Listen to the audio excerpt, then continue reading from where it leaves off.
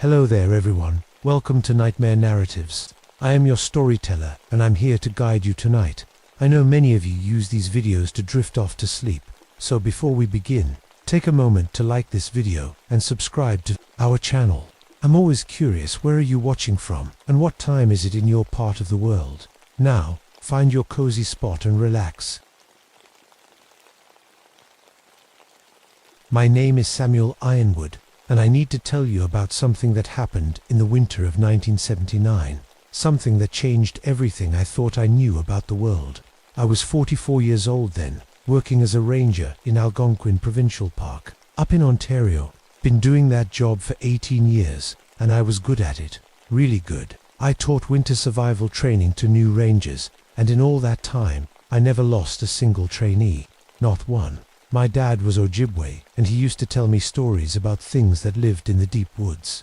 Stories about the Wendigo creatures that were once human, but turned into something else when they got so hungry they ate other people.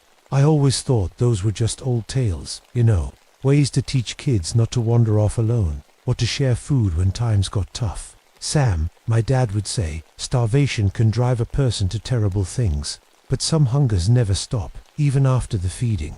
I'd just nod and smile. I was a modern guy with modern training. I knew about hypothermia, about how the cold could mess with your head. I figured that explained all the old stories.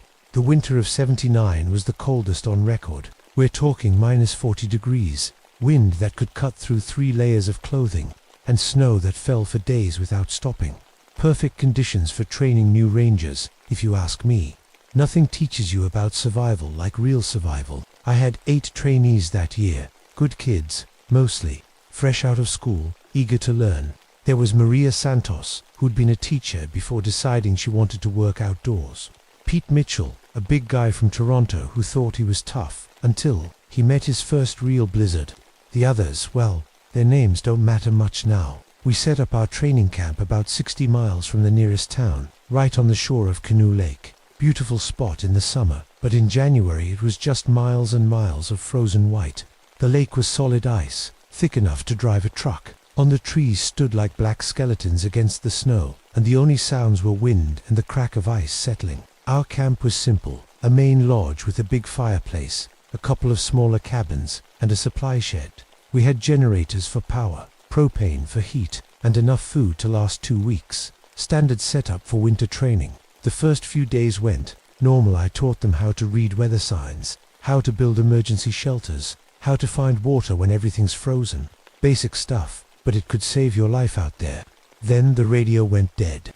Ice storm had knocked down the towers. They said, when we finally got through on the emergency channel, be back up in a few days. They said, don't worry, they said. But I was starting to worry. Little things at first. The camp dogs, 3 German shepherds we kept for avalanche training. They started acting strange, whimpering at night, refusing to go outside. These were tough animals, used to the cold, but something had them spooked. The generator started acting up too. It would run fine all day, then just stop in the middle of the night. I'd go out to check it, and the thing would be covered in frost, like it had been sitting there for hours. But it had been running just fine when I went to bed. Something's not right, Maria said on the 4th day. She was sitting by the window, watching the tree line. The forest is too quiet. She was right. In all my years out there, I'd never heard silence like that. No birds, no small animals moving through the underbrush. Even the wind seemed muffled, like the whole world was holding its breath. That night, I couldn't sleep. I kept thinking about what my dad used to say. The Wendigo comes when the cold gets so bad that even the animals know to leave. I got up around midnight to check on the trainees. They were all sleeping, bundled up in their bags around the dying fire. Everything looked normal.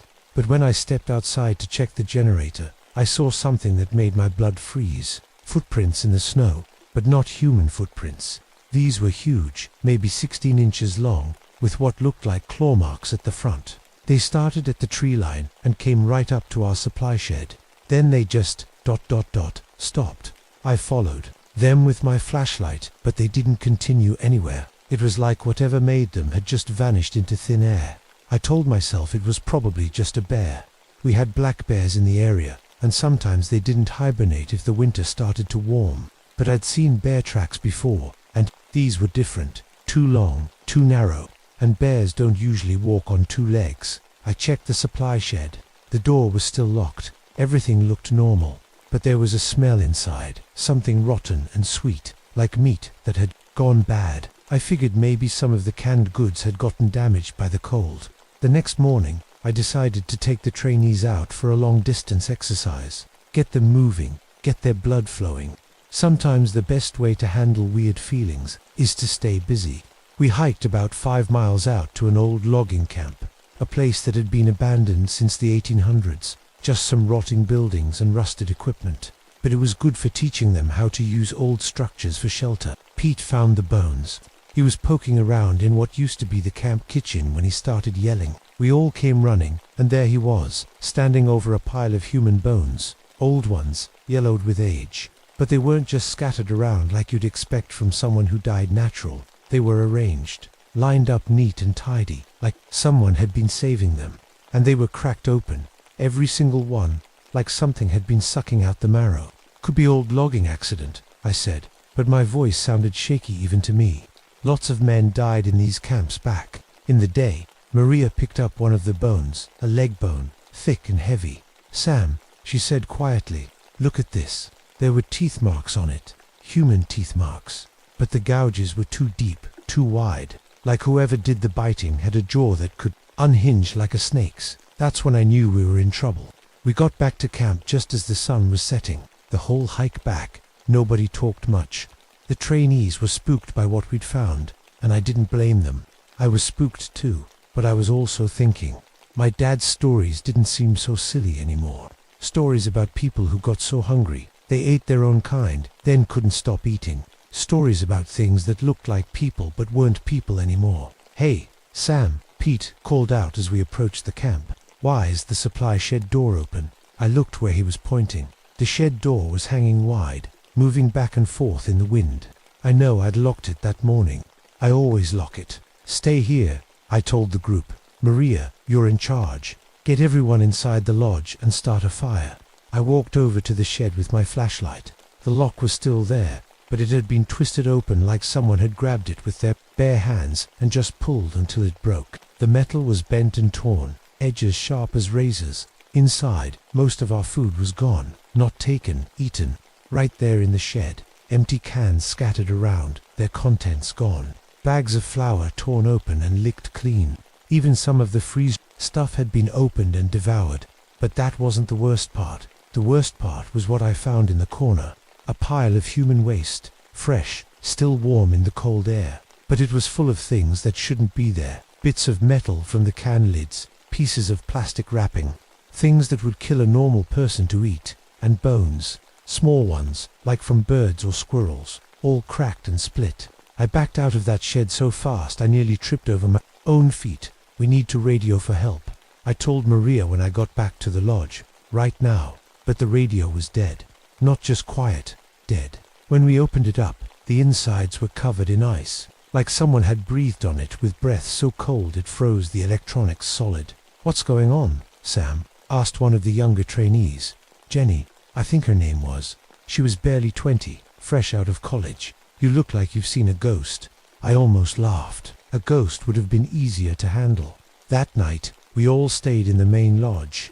I told everyone it was because of the generator problems, but really I just wanted us all together. Safety in numbers, you know?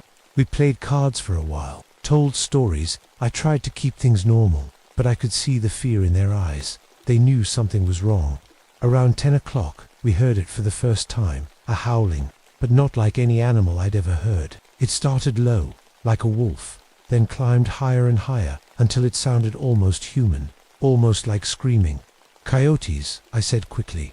We get them sometimes in the winter, but coyotes don't make your teeth ache when they howl. They don't make your stomach turn over and your hands shake. This sound did all of that and more. Pete went to look out the window. I don't see anything, he said. But ... Sam, come look at this. I joined him at the window. The snow outside was disturbed, like something big had been moving around, but there were no tracks. Just areas where the snow had been pushed aside, leaving dark patches of earth underneath. It's like something was dragging itself, Pete whispered. But what drags itself through snow? I didn't answer, because I was pretty sure I knew. The howling came again, closer this time.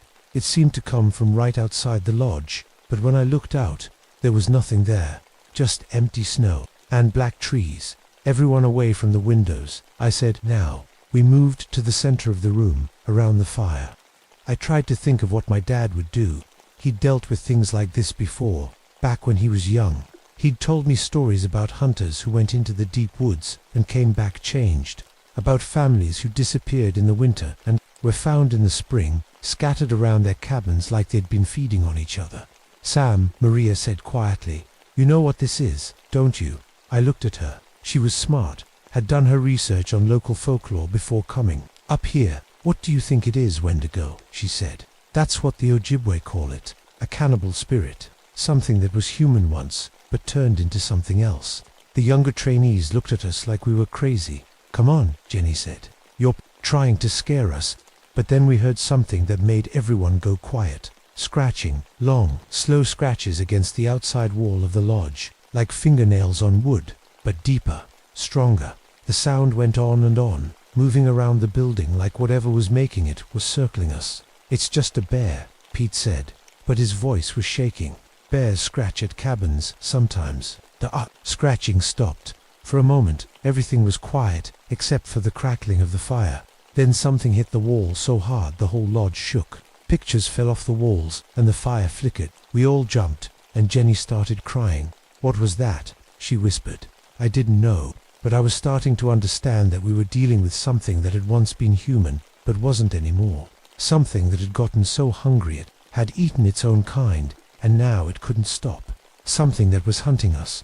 The scratching started again, but this time it was on the roof. Slow, deliberate scratches moving from one end of the building to the other, like something was up there, testing to see if it could get in.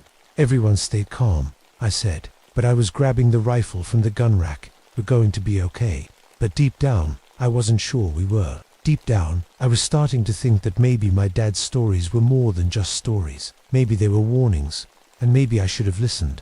The scratching stopped around midnight, but none of us slept. We took turns keeping watch, feeding the fire, checking the doors and windows. I kept the rifle close, though I wasn't sure what good it would do against something that might already be dead. When morning came, I was the first one outside. I had to see what we were dealing with. The scratches on the wall were deep, deeper than any bear could make. They went all the way down to the wood underneath the paint. But it was the scratches on the roof that really got to me. They were in patterns, not random scratches like an animal would make, but deliberate marks, almost like writing, but in no language I recognized. And they were burned into the wood, like whatever made them had fingers hot enough to char timber. We need to get out of here, Maria said behind me. She'd come out to look too. This isn't some animal, Sam. This is something else. I nodded. I know, but the trucks won't start in this cold, and it's 60 miles to town. We'd never make it on foot, so what do we do? Before I could answer, Pete came running around the corner of the lodge. His face was white as the snow. Sam, he gasped, you need to see this. In the shed, we followed him to the supply shed. The door was hanging open again, even though I'd tried to fix it the night before. Inside, what was left of our food was scattered everywhere. But that wasn't what Pete wanted to show us. In the corner where I'd found the waste before, there was something new. A pile of bones, picked clean. But these weren't animal bones.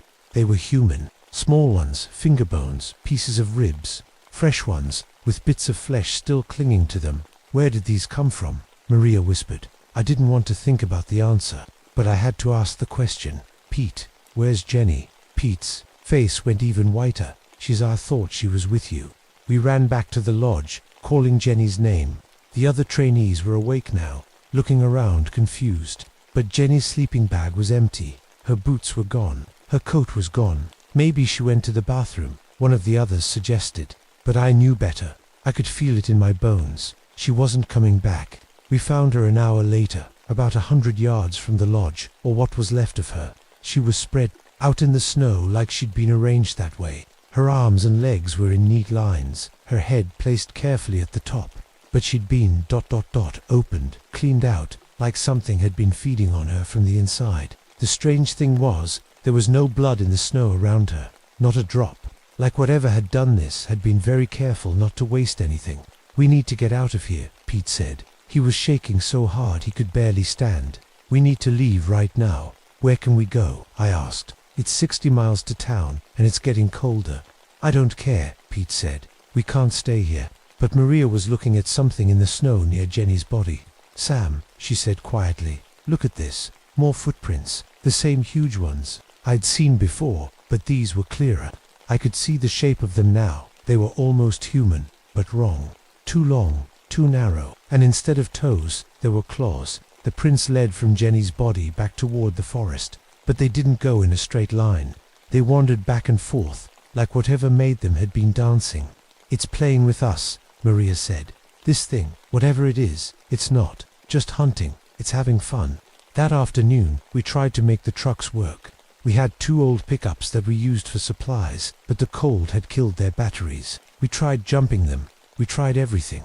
Nothing worked. "We could walk," Pete suggested. "If we all stick together, take lots of supplies, ... We wouldn't make it 5 miles, I said. "Not in this weather. And that thing out there, it knows these woods better than we do." As the sun started to set, we barricaded ourselves in the lodge again. I nailed boards over the windows, pushed furniture against the doors. It probably wouldn't stop whatever was out there, but it might slow it down. "Sam," one of the trainees asked, "what is that thing?" I thought about my dad's stories, about the Wendigo, about people who got so hungry they ate their own kind, then couldn't stop eating, about spirits that were always cold, always hungry, always looking for the next meal. "It's something that used to be human," I said, "but it's not anymore. It's something that can't stop being hungry." "How do we kill it?" Pete asked. I shook my head. "I don't know if we can. My dad used to say that Wendigo can only be destroyed by fire, but I don't know if that's true." That night, the thing came back. We heard it moving around outside, but this time it wasn't just scratching at the walls. It was talking. Not in English, not in any language I recognized, but it sounded almost like singing. A low, rhythmic chanting that made my head hurt and my stomach turn. "It's trying to get in our heads," Maria said. "Don't listen to it." But it was hard not to listen. The chanting seemed to get into your bones, make you want to go outside and see what was making that sound. I had to hold on to the rifle just to keep from walking to the door. Then we heard Jenny's voice. "Let me in," she called from outside. "I'm so cold. Please let me in." Pete started to get up, but I grabbed his arm. "That's not Jenny," I said. "Jenny's dead." "But it sounds like her," Pete said. "What if she's okay? What if we were wrong?" "Pete," I said, "look at me. We found her body. She's dead." But the voice kept calling. "Please, I'm so cold. I just want to come inside and get warm." It went on for hours. Jenny's voice, begging to be let in, sometimes laughing, sometimes crying, sometimes saying things that made no sense, like she was talking to people who weren't there. Around 3 in the morning, the voice changed. It became deeper, rougher, more like an animal trying to talk. "I know you're in there," it said. "I can smell you. I can taste your fear." Then it laughed, a sound like breaking glass and screaming wind. "I'm going to eat you all," it said, "one by one. And when I'm done, you'll be like me, always hungry, always cold, always looking for the next meal." That's when I knew we were dealing with something that had once been human but wasn't anymore. Something that remembered being human just enough to use our own voices against us. Something that was going to keep hunting us until we were all dead, or worse. The next morning, 2 more trainees were gone. Mike and Sarah. We found them like we'd found Jenny, arranged in the snow, cleaned out, no blood anywhere. But this time, there was something else. Carved into a tree near their bodies was a symbol. It looked like a man, but stretched out and twisted, with a huge mouth full of teeth. "It's marking its territory," Maria said. "This thing, it's not just killing us, it's claiming us." We were down to 5 people now. Me, Maria, Pete, and 2 others whose names I'm not going to tell you. They don't deserve to have their names attached to this story. That's when I made the decision to check my dad's old medicine bundle. He'd given it to me before he died, told me to keep it safe. I'd never opened it before, just kept it in my truck for sentimental reasons. Inside were things I didn't recognize. Dried herbs, small bones, a piece of what looked like burned wood, and a piece of paper with writing on it. My dad's handwriting. "For the Wendigo," it said. "When the hunger walks, Only fire can stop it. But the fire must be sacred, must be fed with cedar and sage, and someone must stay to make sure it burns completely. I showed the note to Maria. "You think this will work?" she asked. "I don't know," I said, "but it's the only chance we have." We spent the day gathering wood and preparing. We found cedar branches and sage in my dad's bundle. We set up a fire pit in the center of the lodge, right where we'd been sleeping. As night fell, we waited. The thing came just after dark, but this time it didn't hide. It didn't scratch at the walls or sing outside the windows. It walked right up to the front door and knocked. "Let me in," it said in Jenny's voice. "I'm so cold." "We know what you are," I called back. "We know you're not Jenny." The voice changed, became deeper, more animal. "Then you know I'm hungry, and I'm going to eat you all." Something hit the door so hard it splintered. The boards I'd nailed over it cracked and fell away. Another hit, and the door burst open. The thing that came through wasn't human anymore. It had been once, maybe long ago, but now it was something else. It was tall, maybe 8 feet, and thin as a skeleton. Its skin was gray and stretched tight over its bones. Its eyes were black holes in its skull, and its mouth was full of yellowed teeth. Too many teeth, sharp as knives. It moved wrong, like its joints didn't work the way they should. But it was fast, faster than anything that size should be.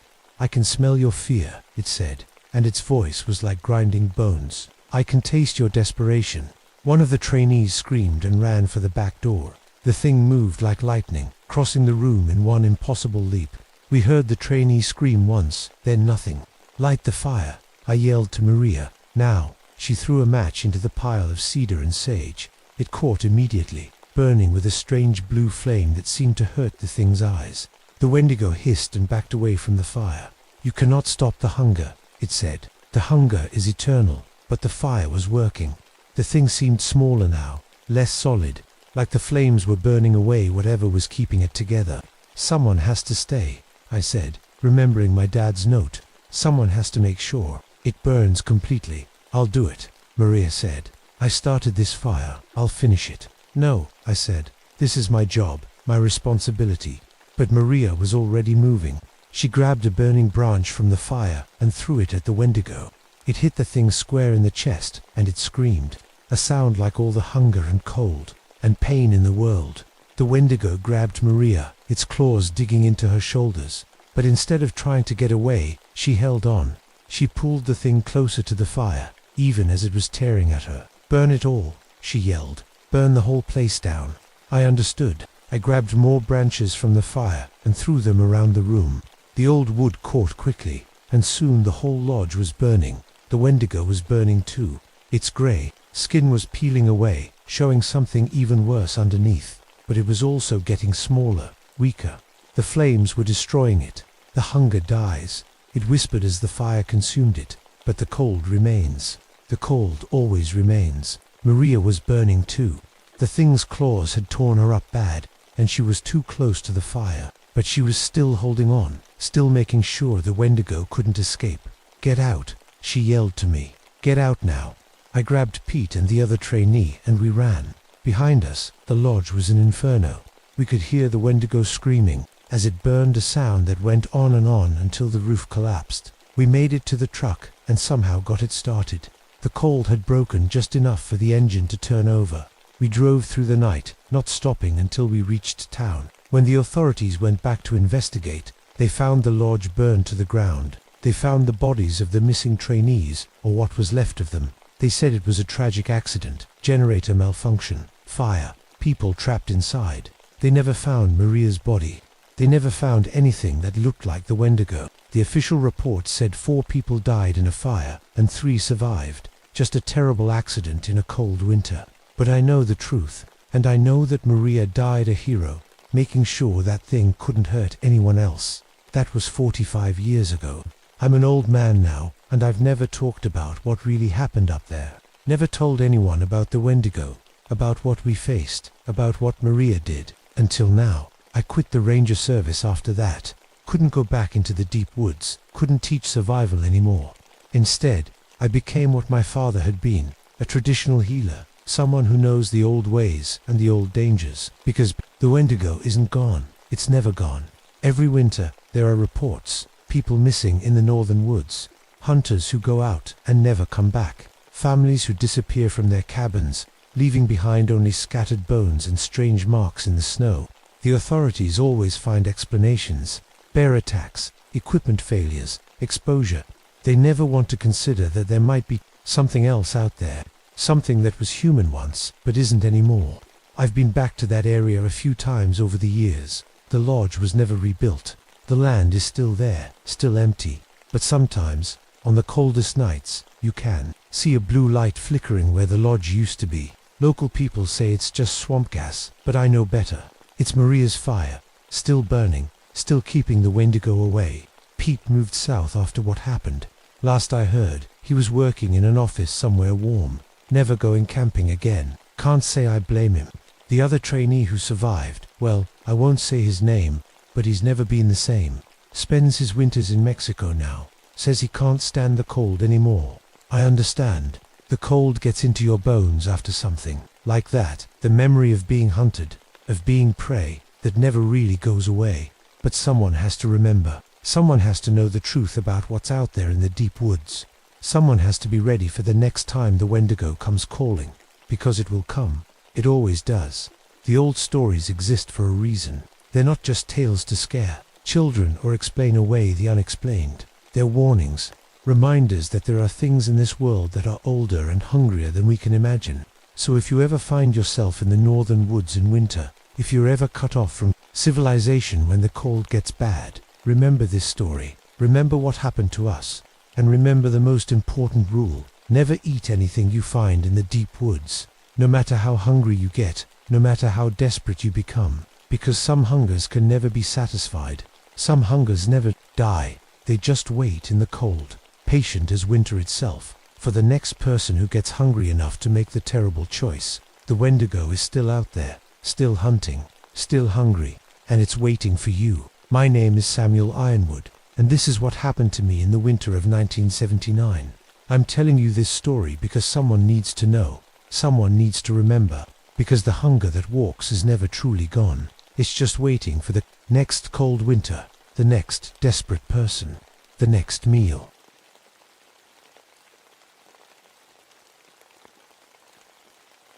My name is Catherine Morningstar, but everyone just calls me Cat. I've been a park ranger at the Grand Canyon for 13 years now, and I thought I'd seen everything this place could throw at me. Turns out I was wrong. October 1962 was when I learned my grandmother's stories weren't just fairy tales. They were survival instructions. I'm 31 years old, and I just got promoted to head ranger. That's a big deal for a woman in this job, especially a native woman. My grandmother always said I was stubborn like a mountain goat, and I guess that's what got me here. She raised me after my parents died, filling my head with stories about voice thieves that lived in the sacred canyons. Never follow familiar voices in places where they shouldn't be, she used to say. I thought it was just old superstition. The Grand Canyon is my home now. I know every trail, every rock formation, every dangerous spot where tourists like to take stupid pictures. I've got a geology degree, and I've pulled 73 people off ledges they had no business being on. I understand canyon acoustics better than most scientists. When sounds bounce off these walls, they can travel for miles and come back sounding like they're right next to you. That's how I always explained away the canyon voices that people reported. Sound waves, echo patterns, natural phenomena, nothing more. My partner Jake Thunderheart and I work the South Rim area. He's Hopi, grew up hearing the same kinds of stories I did. We make a good team. I handle the geology and safety stuff. He knows the cultural history. Together, we keep about 6 million visitors a year from killing themselves. The canyon's beautiful, but it's also deadly. One wrong step and you're falling a mile down. The heat can kill you in summer.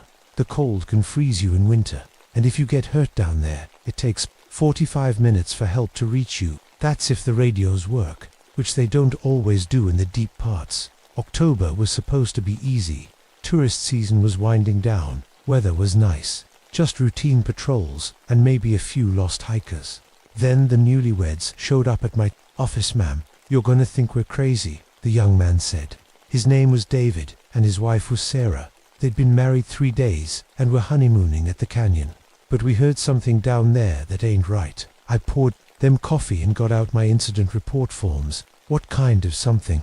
Sarah looked at her husband, then back at me. My father's voice. He's been dead 2 years. I kept my face neutral. People hear things in the canyon all the time. The wind echoes, their own minds playing tricks. Wick, did you hear this?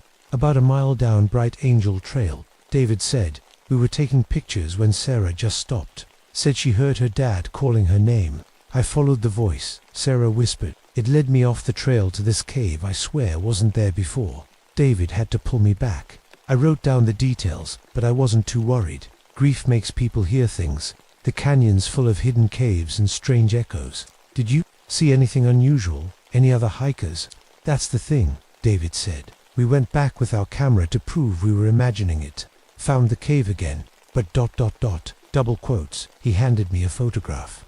The picture showed a small cave entrance, maybe 4 feet high, but scattered around the opening were bones. Human bones, and they looked fresh. That got my attention. We didn't go inside, Sarah said quickly. Just took the picture and got out of there. But I could still hear him calling. My daddy's voice, clear as day. I studied the photograph. The bones were definitely human. I could see part of a skull, some ribs, but there was something else that bothered me. The cave entrance looked natural, carved by water over thousands of years, but the bones were arranged in a pattern, like someone had placed them there on purpose. I need to check this out, I told them. Can you show me exactly where you found it? They agreed, though Sarah looked scared. I called Jake and told him to meet us at the trailhead. Standard procedure for any kind of human remains. As we walked down into the canyon, I kept thinking about my grandmother's stories. She used to tell me about things that lived in the deep places, creatures that could sound like anyone they wanted. But those were just stories. The October heat was unusual. It should have been cooling down by now, but it felt like July. The canyon was quiet too, quieter than normal. Usually you hear wind moving through the rocks, birds calling, the sound of the river far below. Today there was nothing. This is it, Sarah said, pointing to a gap in the canyon wall. Right here. I looked at the cave entrance. It was exactly like the photograph, but now I could see more bones scattered around. Some looked old, weathered gray by time. Others looked newer, and they weren't random. They were definitely arranged in some kind of pattern. Jake arrived a few minutes later. He took one look at the scene and his face went pale. Cat, he said quietly, we need to call this in. This isn't just some old burial site. I was already thinking the same thing. But as I reached for my radio, I heard something that made my blood run cold.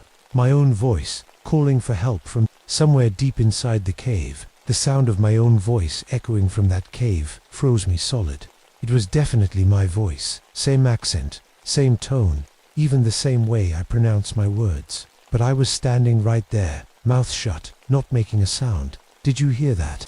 I whispered to Jake. He nodded, his eyes wide. Sounded like you calling for help.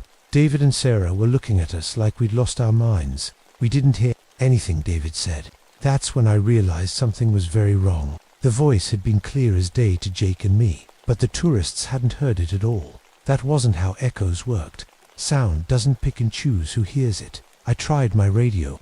Nothing but static. We were in one of the dead zones where the canyon walls blocked the signal. Standard procedure said we should hike back up and call for backup, but something told me not to leave this place unguarded. Jake, can you take them back to the rim? Get Sheriff Martinez on the radio and tell him we need the forensics team. I'm not leaving you here alone, Jake said. Someone needs to stay and secure the scene. I'll be fine. That was the first lie I told that day. I wasn't fine. Every instinct I had was screaming at me to run. Jake finally agreed to take the couple back up, but he made me promise to stay away from the cave until backup arrived. I promised, but I had my fingers crossed behind my back.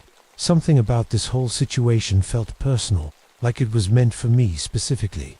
After they left, I sat on a rock about 20 feet from the cave entrance and tried to think this through rationally. Human bones arranged in patterns could mean a lot of things. Maybe it was an old burial site. Maybe someone had robbed graves and dumped the bones here. Maybe it was connected to some kind of ritual or ceremony. But that didn't explain hearing my own voice. I pulled out my geology notebook and started sketching the bone pattern. As I drew, I noticed something strange. The bones weren't just scattered, they formed a rough circle around the cave entrance. And in the center of the circle, carved into the rock, was a symbol I recognized from my grandmother's stories. It looked like a person with their mouth wide open, but instead of a face, there was just an empty hole. The voice thief symbol. My grandmother used to trace that same symbol in the dirt when she told her stories. She said it was a warning, a way to mark places where the voice thieves hunted. I always thought it was just part of the story, something she made up to scare me into being careful. But here, it was carved into solid rock that looked thousands of years old.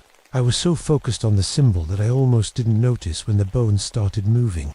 It wasn't much at first, just a slight shift, like the ground was settling. But then one of the skulls rolled a few inches closer to the cave entrance. Then another bone moved, and another. I stood up slowly, my heart hammering. There was no wind, no earthquake, nothing that should have been moving those bones.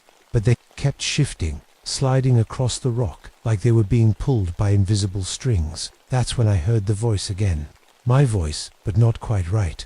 It was like listening to a recording of myself, but the tone was wrong. The timing was off. Cat, help me. I'm hurt. Bad. Please. Cat, I'm in the cave. I can't get out. I took a step toward the cave entrance before I caught myself. My training kicked in. Never enter an unknown cave without proper equipment and backup. But the voice sounded so real, so desperate. Cat, please. I can see light from where you are. Just come a little closer. I knew it wasn't really me in there. I was standing right here, perfectly fine. But the voice was so convincing, so full of pain and fear. It made me want to help, even though I knew it was impossible. Who are you? I called out. What do you want? The voice changed. Now it sounded like my grandmother, speaking in Lakota the way she did when she was scared or angry. Granddaughter, you must run. The voice thief is waking up. It has been sleeping, but now it smells new voices to steal. Run, child. Run now. I knew my grandmother's voice like my own heartbeat.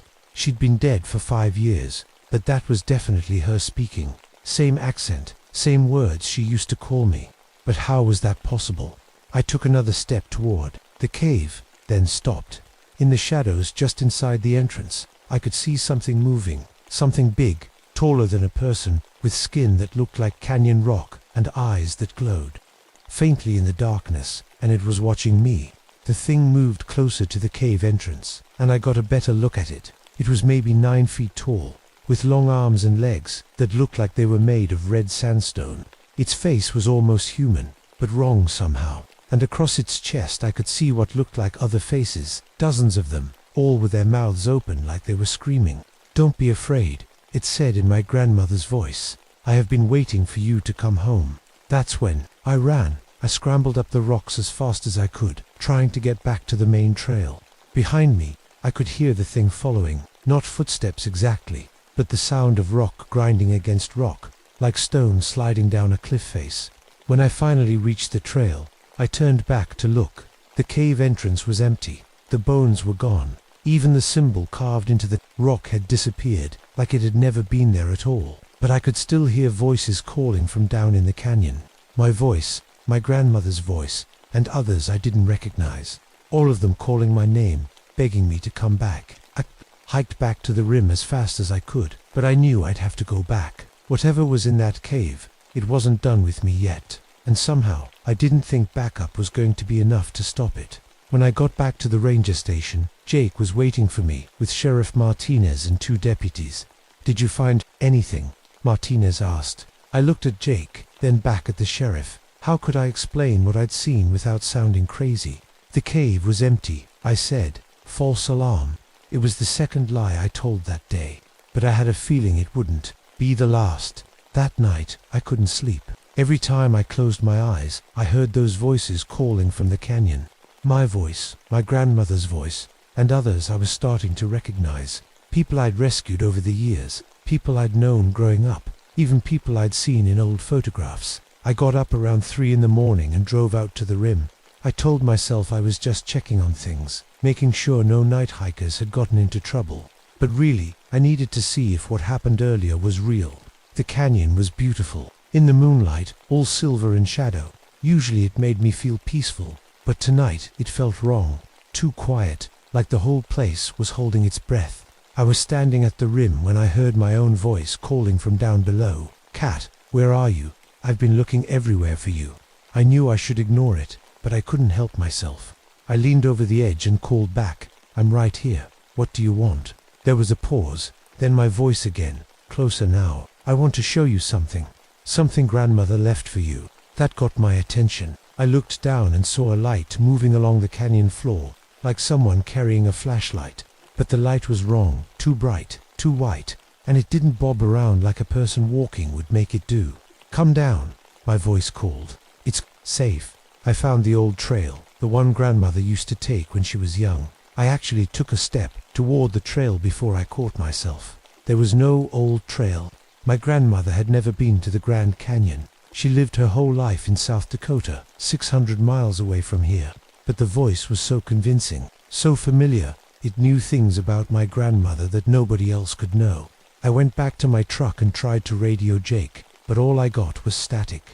I tried the sheriff's office, the park headquarters, even the highway patrol. Nothing. It was like every radio in the area had gone dead. The next morning, Jake showed up at my door before I was even dressed. Cat, we've got a problem, he said. 3 more tourists went missing last night, a family from Ohio. Mom, Dad, and 2 kids. I poured him coffee with shaking hands. Where? Bright Angel Trail. Same area where we found those bones yesterday. Except, ... double quotes. He paused, looking uncomfortable. The bones are back. We drove to the trailhead together. The missing family's car was still in the parking lot. Doors unlocked. Keys on the seat, like they'd just stepped out for a minute. Their names are Robert and Linda Mason, Jake said, reading from his notebook. Kids are Tommy, age 8, and Susan, age 6. They were staying at the El Tovar Hotel. Desk clerk says they left around sunset for a quick walk to see the canyon. As we hiked down the trail, I told Jake what had happened the night before. The voices, the light, the radio problems. He listened without interrupting, but I could see he was worried. My grandmother used to tell similar stories, he said finally, about things that lived in the deep places, creatures that could sound like anyone they wanted. She called them echo walkers, spirits that got lost between the world of the living and the world of the dead. They can't remember who they used to be, so they steal other people's voices and memories, trying to find their way. Back, we reached the spot where I'd seen the cave yesterday. The bones were back, arranged in the same pattern, but now there were more of them, and they looked fresher.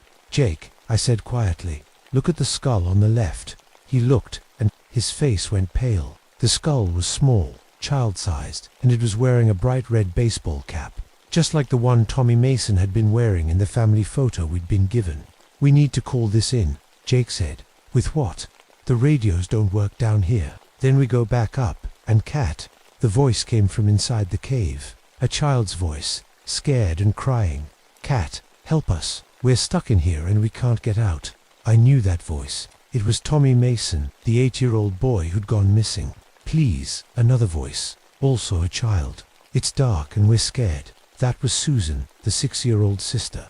Jake grabbed my arm. Don't listen to them. It's not real. But the voices sounded so real, so frightened. How could I ignore children calling for help? We have to at least look, I said. Cat, no, this is what it wants. It's trying to lure us in. Before I could answer, I heard another voice from the cave, an adult woman, crying, Oh God, please, somebody help us. My babies are hurt. Please, we need help. Linda Mason, the mother. She sounded desperate, broken. I took a step toward the cave entrance. Jake tried to stop me, but I shook him off. I have to try, I said. If there's even a chance they're alive, Cat. Wait. But I was already at the cave entrance, shining my flashlight into the darkness. The tunnel went back further than my light could reach, but I could see footprints in the dirt, small ones that could have been made by children. Hello, I called. This is Ranger Morningstar. Can you hear me? Cat. Tommy's voice, closer now. We're back here. Follow the tunnel. I took a step inside. The air was cold and smelled like old bones and something else, something sweet and rotten that made me want to gag. Keep coming. Susan's voice. We can see your light. I went deeper into the cave, following the tunnel as it curved to the right. The walls were covered with scratches and marks, like someone had been clawing at them. And everywhere there were bones, old ones, new ones, all arranged in careful patterns. Cat, You need to get out of there. Jake's voice behind me, but sounding far away. I ignored him and kept following the tunnel. The children's voices were getting closer, but now I could hear something else. A sound like stone grinding against stone, like something very large moving through the darkness ahead of me. Cat, Tommy's voice again, but now it sounded different. Wrong. Come closer, Cat. We want to see you. I stopped and aimed my flashlight. Ahead, in the beam of light, I saw something that made my blood freeze. It was the thing from yesterday, the tall figure made of canyon rock. But now, I could see it clearly. Its chest was covered with human faces, dozens of them, all different, ages all with their mouths open in silent screams. And at the center, I could see the faces of the Mason family, Robert, Linda, Tommy, and Susan, all staring at me with dead eyes. We've been waiting for you, the thing said in my grandmother's voice. Now you can be with us forever. It reached out with arms that were too long, fingers that ended in claws made of stone. I turned to run, but the tunnel behind me was gone. There was nothing but solid rock wall. I was trapped. The Echo Walker moved closer, and I could hear all the voices it had stolen over the years. Men, women, children, all calling my name, all begging me to join them. And underneath it all, I heard my own voice, laughing. You can't escape it, said in my voice. I've been waiting so long for you to come home. That's when I remembered something my grandmother used to say. She had taught me songs in Lakota, old songs that were supposed to protect against evil spirits. I'd never believed they would work, but right now they were all I had. I started singing, loud and clear, in the old language. The Echo Walker stopped, moving and tilted its head, listening. For a moment, the stolen voices went quiet. Then it smiled with a mouth full of broken teeth, and I realized I'd just made a terrible mistake. Thank you, it said in my grandmother's voice. Now I have that song too. The Echo Walker began singing my grandmother's protection song back to me. But wrong. The words were the same, but the melody was twisted, turned into something dark and hungry. As it sang, the faces on its chest began to move, their mouths opening and closing in rhythm with the awful song. I was trapped in solid rock with a creature that collected voices like trophies. But I wasn't ready to give up yet. What are you? I asked, trying to keep my voice steady. The thing stopped singing and looked at me with eyes that glowed like embers. I am the keeper of lost voices. I am the one who remembers what others forget. You're the Echo Walker, the one from the old stories. Stories. It laughed, and the sound came from all the faces on its chest at once. I am older than stories. I was here before the first human looked into this canyon. I was here when the rocks were young. Then why do you steal voices? The creature's expression changed, became almost sad. Because I forgot my own. Long ago, I was human like you. I lived in the sacred places, spoke with the spirits, helped my people. But I wanted more. I wanted to keep the voices of the dead, to never let them go. It moved closer, and I could see that the faces on its chest were not just decorations. They were real faces, somehow preserved in the stone of its body. The Mason family was there, and dozens of others, all of them staring at me with desperate, pleading eyes. The spirits punished me. The Echo Walker continued. They took my voice, my memories, my name. They bound me to this place and told me I could only leave when I remembered who I used to be. But how can I remember without a voice to speak my name? So you steal other people's voices to try to remember. I borrow them. I keep them safe. And sometimes, when I wear their voices long enough, I catch glimpses of who I used to be. I looked at the faces trapped in its chest, and I understood. This wasn't just a monster. It was a person who had become something terrible through their own actions, and now it was trying to find its way back by stealing pieces of everyone else. Let them go, I said. Let the Mason family go. They're innocent. Innocent. The Echo Walker laughed again. There is no innocent. Everyone has something they want to take from others. Everyone has something they want to keep that isn't theirs. That's not true, isn't it? You're here because you want to be the hero. You want to save people so they'll remember you as brave and good. You want to take their gratitude and keep it forever. The words hit me like a physical blow because there was truth in them. I had wanted to be the hero. I had wanted to prove that I could handle anything, that I deserved my promotion, that I was worthy of respect. Maybe, I said, but I'm not going to let you hurt anyone else. You can't stop me. I have the voices of everyone who ever tried. Would you like to hear them? The faces on its chest began to speak, one by one.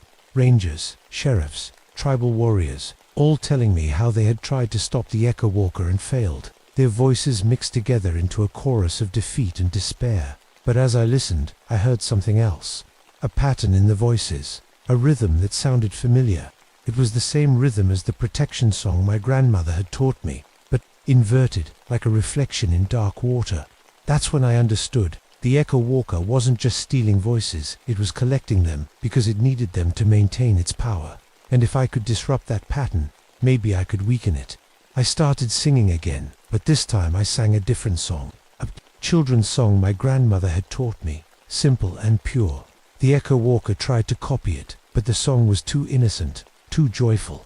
It couldn't twist something that had no darkness in it. "Stop," it said, stumbling backward. "Stop singing." I kept singing, and the faces on its chest began to change. Some of them started to look less desperate, less afraid. The Mason children even smiled a little. "You're hurting it," said a voice behind me. I turned and saw Jake standing in the tunnel. The solid rock wall was gone, and he was shining his flashlight at the Echo Walker. "How did you get in here?" "I never left. I've been calling your name for the past hour, but you couldn't hear me. You were like you were in a trance." I looked around. We were still in the cave, but now I could see it was much smaller than it had seemed before. The Echo Walker was still there, but it looked different, smaller, more human, and the faces on its chest were fading, becoming less distinct. "It's losing power," Jake said. "Keep singing." I sang louder, and Jake joined in with a Hopi song his grandmother had taught him. The two songs wove together, creating something stronger than either one alone. The Echo Walker fell to its knees, clutching at its chest. The faces were disappearing one by one, and as they did, I could hear voices calling out in relief and joy. The Mason family, the other victims, all of them being freed from their prison. "Wait," the Echo Walker said, and now its voice was different, smaller, more human. "Please, I remember now. I remember my name." It looked up at me, and I saw that its face had changed too. It was still made of stone, but now it looked like a person instead of a monster. An old man, weathered and tired. "My name was Joseph Running Bear," it said. "I was a shaman of the Havasupai people. I lived here 200 years ago, when the canyon was still wild and sacred. What happened to you?" "I lost my family to sickness. My wife, my children, my grandchildren, all of them gone in one terrible winter. I couldn't bear to let them go, so I used forbidden magic to keep their voices with me. But the spirits were angry. They cursed me to walk between worlds. Never living, never dying, never able to rest. The stone skin was cracking now, falling away like old paint. Underneath, I could see the ghost of the man he had once been. "I've been so lonely," he whispered, "so lost. I forgot why I was taking voices. I forgot that I was supposed to be looking for my family, not keeping strangers prisoner. They're gone now," I said gently. "Your family is gone, and you need to let them go too. I know, but I'm afraid. What if there's nothing after this? What if I just ... stop?" Jake stepped forward. "There's something after this. My grandmother always said the spirits wait for us on the other side. Your family is waiting for you." Joseph Running Bear nodded, tears streaming down his cracking face. "Will you sing me home?" We sang together, all three of us, until the Echo Walker crumbled into dust and blew away on a wind that came from nowhere. The cave began to collapse, but we were already running, following Jake's flashlight back to the surface. When we reached the cave entrance, I turned back to look one more time. The opening was gone, sealed up with rocks that looked like they'd been there for centuries. But carved into the stone above where the entrance had been was a new symbol. Not the voice thief mark, but something else. A man with his arms raised to the sky, finally free. The Mason family was found 3 days later, alive but confused, sitting on a bench at the El Tovar Hotel. They had no memory of the past week, no idea how they'd gotten there. The doctors said it was probably shock from being lost in the canyon, but I knew better. The Echo Walker had kept their voices, but when he died, he'd let them go, along with all the other voices he'd collected over the years. Dozens of missing persons cases were suddenly solved as people turned up in towns hundreds of miles away, all with the same story. They'd been somewhere else, but they couldn't remember where. I filed my report, but I kept it simple. Missing, family found safe, no sign of foul play, case closed. Sheriff Martinez was happy to have it off his books, and the Park Service was glad to avoid bad publicity. But I knew the truth, and more importantly, I knew it wasn't over. 3 weeks later, I was working late in the ranger station when Jake knocked on my door. "Cat, we need to talk." He looked worried, and Jake didn't worry easily. I poured him coffee and waited. "I've been doing some research," he said, "about the Echo Walker, about the old stories. I think what happened here isn't unique." "What do you mean?" "I mean I think there are other sacred places where people tried to use forbidden magic and got trapped between worlds. Other voice thieves." He pulled out a folder full of newspaper clippings and old reports. Missing persons cases from national parks across the country. Yellowstone, Yosemite, the Everglades, places where people reported hearing familiar voices calling them into the wilderness. "Look at this," he said, pointing to a report from Yellowstone. "Family of 4 disappeared near Old Faithful. Last seen following voices toward the geyser basin." I read through the reports. The patterns were all the same people, hearing voices of dead relatives, following them into dangerous areas, disappearing without a trace. And in every case, the local tribes had stories about voice thieves, or spirit trappers, or soul collectors. "So what do we do about it?" "We learn," Jake said. "We study the old stories, talk to the elders, figure out how to spot these things before they hurt anyone else. And if we find another one, then we stop it, like we did here." I thought about Joseph Running Bear, about the lonely centuries he'd spent trapped between worlds, about all the voices he'd collected, trying to fill the hole where his family used to be. "Jake, when we were in the cave, you said your grandmother told you stories about the Echo Walker." "Yeah. Did she ever tell you why they happened? Why people get trapped like that?" Jake was quiet for a long moment. "She said it was because they couldn't accept loss. They loved so much that they couldn't let go, and that love turned into something dark." I nodded. That made sense. Love was supposed to be about letting go, about wanting what was best for the other person. But sometimes love became about possession, about keeping something that wasn't yours to keep. "My grandmother left me something," I said. "A journal. I found it in her things after she died, but I never read it. Always figured it was just recipes and family stories." That night, I went home and found my grandmother's journal. Most of it was exactly what I'd expected. Recipes, stories about relatives, observations about the weather. But in the back, there were pages I'd never seen before. Pages about the voice thieves, about the old ceremonies used to stop them, about the family responsibility to protect sacred places from those who would abuse them. "The voice thieves are not evil," she had written. "They are people who lost their way, who let their love become a cage. We must stop them not because they are monsters, but because they are still human underneath, and humans deserve to rest." There was more. Stories about other family members who had faced voice thieves, instructions for protection rituals, even a map showing places where the spirits with thin and dangerous magic was possible. I was what she had called a keeper of the threshold, someone whose job was to guard the places where the living world touched the spirit world, someone who could walk between both worlds safely and help others find their way. I had a choice to make. I could file the journal away, pretend I'd never seen it, go back to my normal life as a park ranger, or I could accept the responsibility that came with my heritage. The next morning, I called Jake and told him about the journal. "So what do?" he asked. "We do what our grandmothers would have done. We learn, we prepare, and we make sure no one else gets trapped like Joseph Running Bear. The Park Service isn't going to like us chasing ghosts. Then we do it on our own time. We take vacations to places where people are disappearing. We research the old stories. We become the people others call when they hear voices that shouldn't be there." Jake was quiet for a moment. "You know this isn't going to be easy. Most people will think we're crazy. Maybe, but some people will know we're not. And those are the people who need our help." That was 6 months ago. Since then, Jake and I have investigated 7 cases across 5 states. We've found 3 more voice thieves and helped 2 of them find peace. The 3rd one is still out there, but we know where it is, and we're keeping an eye on it. The work is hard, and sometimes dangerous. We've both been hurt, and we've both seen things that will give us nightmares for years to come. But we've also saved lives, and we've helped lost spirits find their way home. My grandmother was right about one thing. The old stories weren't just entertainment. They were instructions, passed down from generation to generation, teaching us how to survive in a world where the impossible was just another part of the job. And every time someone asks me about the voices they've heard in the canyon, I tell them the same thing my grandmother told me: never follow familiar voices in places where they shouldn't be, because sometimes the voice calling your name isn't trying to guide you to safety.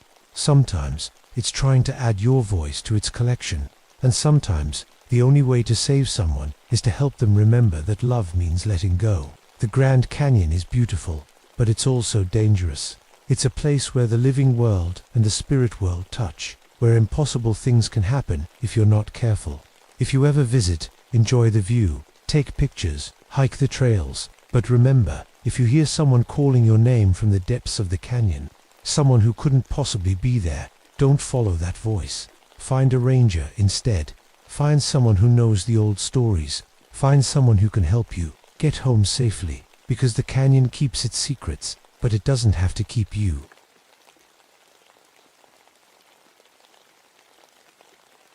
My name is Michael Stormcrow, and I've been a park ranger for 12 years. Most folks call me Mick. I patrol the Boundary Waters up in Minnesota, where the lakes stretch on forever and the nearest road is 40 miles away. It's wild country. Up there, the kind of place where you can paddle for days without seeing another soul.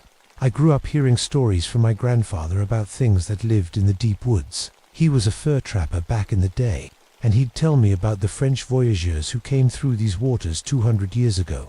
They had stories about the Lougarou cursed traders who became wolves. I never believed any of it, even though my mother was a wildlife biologist who always said the old stories usually had some truth buried in them. September 1991 was when I learned the difference between wolves and something else entirely. It started with a call about poachers. Nothing new there. We get idiots coming into the wilderness to shoot whatever they can find. But this time was different. When we found their camp, it looked like a tornado had hit it. Tents were shredded to ribbons.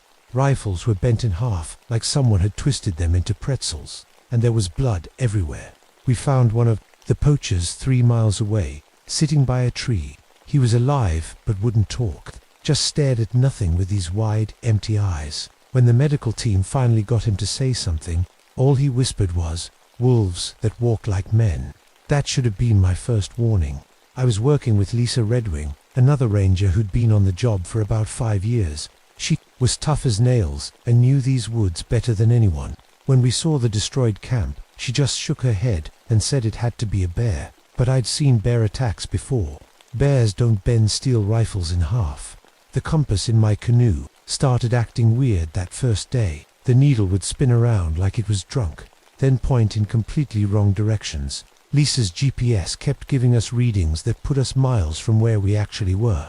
We figured it was just equipment problems, but looking back, I think something was messing with our gear from the start. The woods felt wrong too. In all my years patrolling these waters, I'd never heard them so quiet. No birds singing, no squirrels chattering. Even the mosquitoes seemed scared. The wolf packs that usually lived in the area had vanished. We didn't hear a single howl for 3 days. That's when we found the second camp. 4 more poachers had been camping on a small island about 10 miles from the first site. This time, we didn't find anyone alive. We didn't find much of anyone at all. There were pieces of camping gear scattered around like confetti, sleeping bags torn to shreds, a cooler that had been ripped open with claws, big claws. But what really got our attention were the tracks. At first they looked like wolf prints, big ones, maybe from a wolf that weighed close to 200 pounds. But as we followed them around the campsite, something strange happened. The paw prints started changing. They got longer, the claw marks spread out wider, and then, about 50 feet from the camp, they turned into human footprints.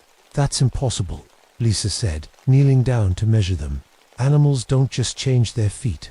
But there they were, clear as day in the mud. Wolf tracks that became human tracks, like someone had shifted from walking on 4 legs to walking on 2. We called it in 2 headquarters, but our radio kept cutting out. Every time we tried to transmit, we'd get static mixed with what sounded like voices but not human voices, more like howling that almost formed words. That night, we camped on a peninsula about a mile from the second attack site. We figured we'd be safe with water on 3 sides of us. I was wrong about that too. I woke up around 2 in the morning to the sound of something moving through the water. Not swimming, walking, like someone was wading through the shallows. But the footsteps were too heavy and too far apart to be human. I grabbed my flashlight and crept to the edge of our camp. The moon was almost full, giving everything a silver glow. That's when I saw them. 3 shapes moving through the water toward our camp. They were huge, maybe 8 feet tall, and they moved wrong, like they were walking on their back legs, but their bodies were all wrong for standing upright. Their heads were too long, their arms too thick, and they had these glowing eyes that reflected the moonlight like mirrors. I should have woken Lisa. I should have grabbed my gun. Instead, I just stood there, frozen, watching these things wade through the water toward us. One of them lifted its head and looked right at me. That's when I realized it wasn't just an animal. There was intelligence in those eyes. It was thinking, planning, deciding what to do with us. It opened its mouth, or what I thought was its mouth, and let out a sound that still gives me nightmares. It was like a wolf's howl, but deeper, and it formed words. We, ... smell. You. I stumbled backward, tripped over our canoe, and went down hard. When I looked up again, they were gone. Lisa woke up to find me shaking like a leaf. I told her what I'd seen, but she just looked at me like I'd lost my mind. Maybe I had. She checked the shoreline and found tracks, big tracks that disappeared into the water. Could be moose, she said, but I could tell she didn't believe it. The next morning, we found our canoe had been moved. Not dragged, moved. It was sitting perfectly upright on the other side of the peninsula, about 100 yards from where we'd left it. There were no drag marks, no signs of how it got there. It was like someone had just picked it up and carried it. That's when Lisa started acting different. Lisa's senses got sharper after that night. She could smell things I couldn't, like when it was going to rain hours before the clouds showed up. She could hear sounds from miles away, and her eyes started reflecting light in the dark, just a little, like an animal's. She said she felt fine, but I caught her sniffing the air like a dog. She stopped eating the food from our packs and started catching fish with her bare hands. When I asked her about it, she just shrugged and said she was feeling more connected to nature. We found the 3rd camp on day 5. This one was different. The bodies were there, but they'd been ... arranged, cached like wolf kills, stacked in a pile and covered with branches. Some of them had been eaten. That's when I knew we weren't dealing with regular animals. I tried to radio for backup, but every time I turned on the radio, those howling voices came through the static. This time, I could make out words. Join us, hunt with us, run with us. Lisa heard them too. She stood there listening with her head tilted, like she was trying to understand something.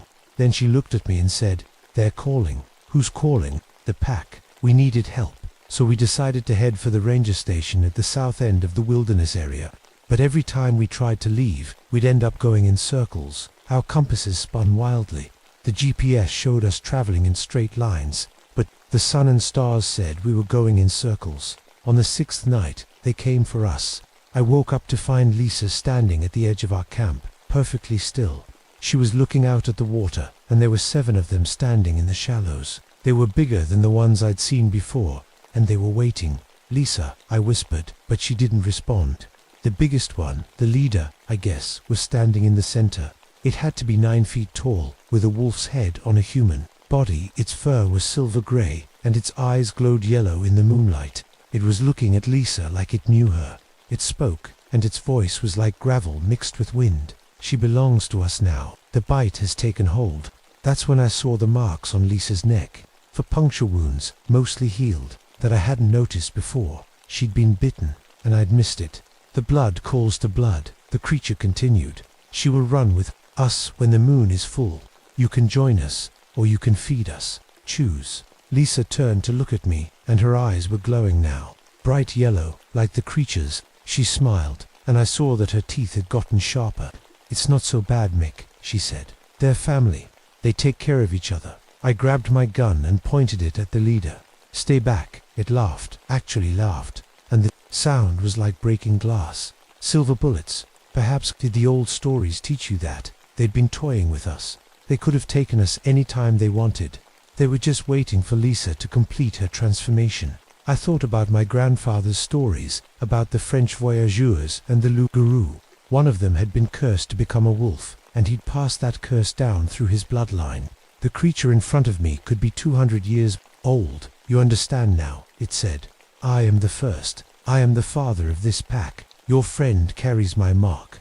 Lisa took a step toward the water, then another. She was going to join them.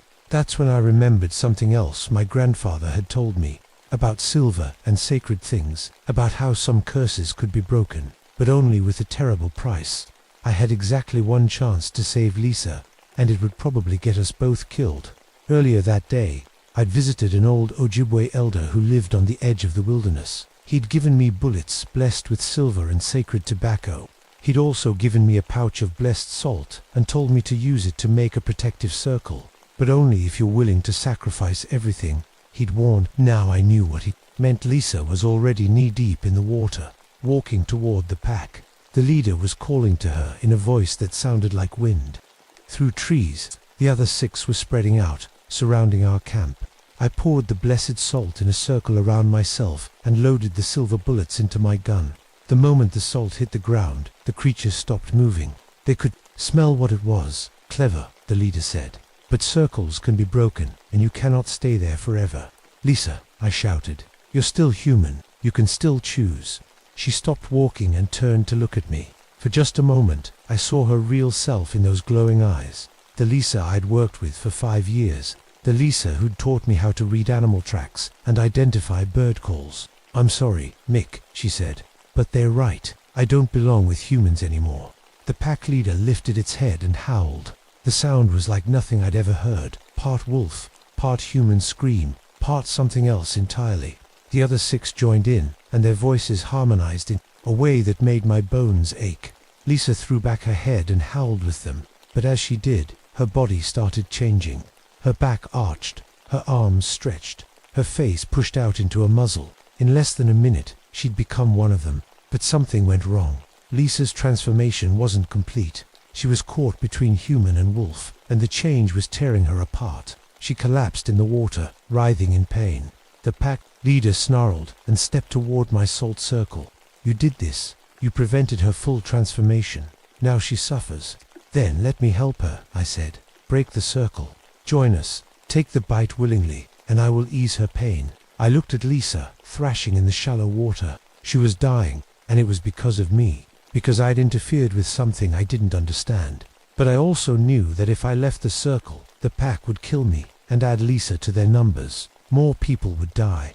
More rangers would come looking for us and get bitten. The curse would spread. I made the hardest choice of my life. I raised my gun and shot the pack leader with a silver bullet. The bullet hit him in the chest, and he went down screaming. The other pack members rushed toward my circle, but the blessed salt held them back.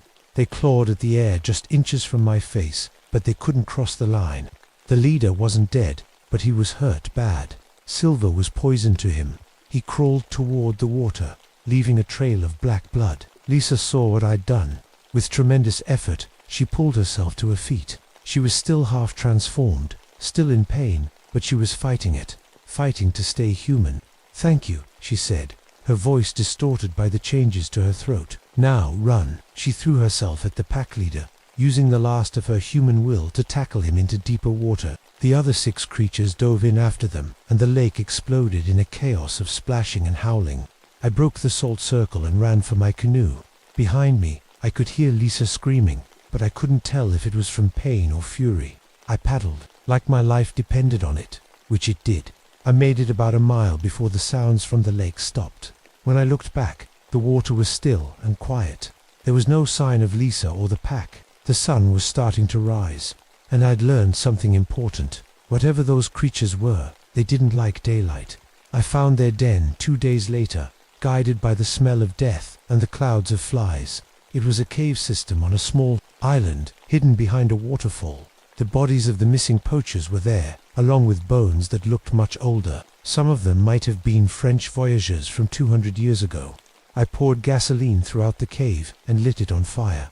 The flames burned for 3 days.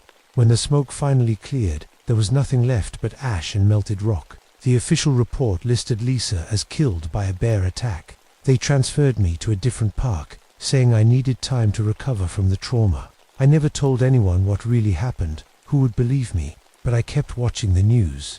Every few months, there'd be reports of hikers and campers going missing in the wilderness areas around the Great Lakes. Some would be found alive, but couldn't remember what happened to them. Others would be found dead, with wounds that didn't match any known animal. A few would never be found at all.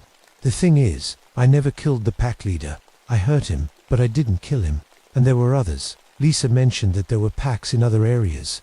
The curse that started with one French voyageur had spread far beyond the boundary waters. I spent the rest of my career learning everything I could about these creatures. I talked to elders from different tribes. One researched old fur trading records. I even tracked down descendants of the original voyageurs. What I learned scared me more than that night on the lake. The dogmen, that's what some people call them. They're not just random monsters. They're organized, they're spreading, and they're getting bolder. Every full moon, they hunt. Every person they bite becomes one of them. Every pack that forms makes the curse stronger. I'm retired now, but I still get calls from rangers who found camps, like the ones Lisa and I discovered. I tell them the same thing I'm telling you. If you're camping in wolf country during a full moon, don't trust your compass, don't trust your GPS. And if you hear howling that sounds like human voices, don't investigate. Just run, because somewhere out there, the pack is still hunting, and they're always looking for new members. Asterisk, this account was recorded by Michael Stormcrow in 2019, shortly before his death from natural causes. The Boundary Waters canoe area has since implemented new safety protocols for full moon periods, though officials cite increased wildlife activity as the official reason.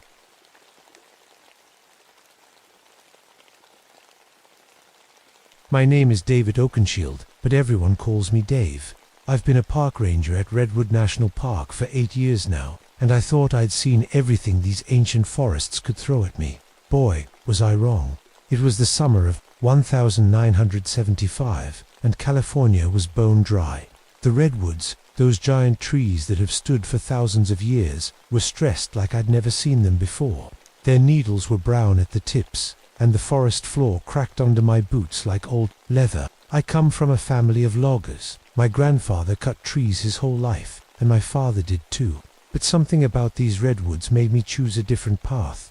Maybe it was the way they made me feel small, like I was standing in a cathedral made by God himself. These trees were here before Jesus walked the earth, and I wanted to keep them safe. That's why I became a ranger. That's why I fought the logging companies every single day. The trouble started on a Tuesday morning in July. I was checking on the Prairie Creek area, where the tallest trees in the world grow.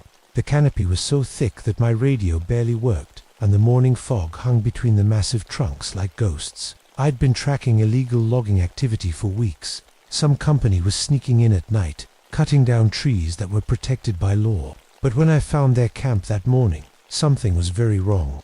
The chainsaw lay on the ground, its chain snapped in half. Tools were scattered everywhere, but not like someone had dropped them in a hurry. They were arranged in a pattern, almost like a warning.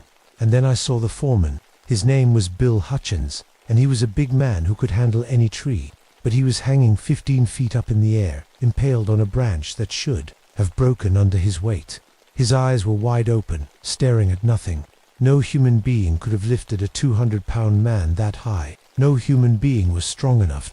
I radioed for help, but the forest seemed to swallow my words. The static crackled, and I heard something else underneath it. Something that sounded almost like ...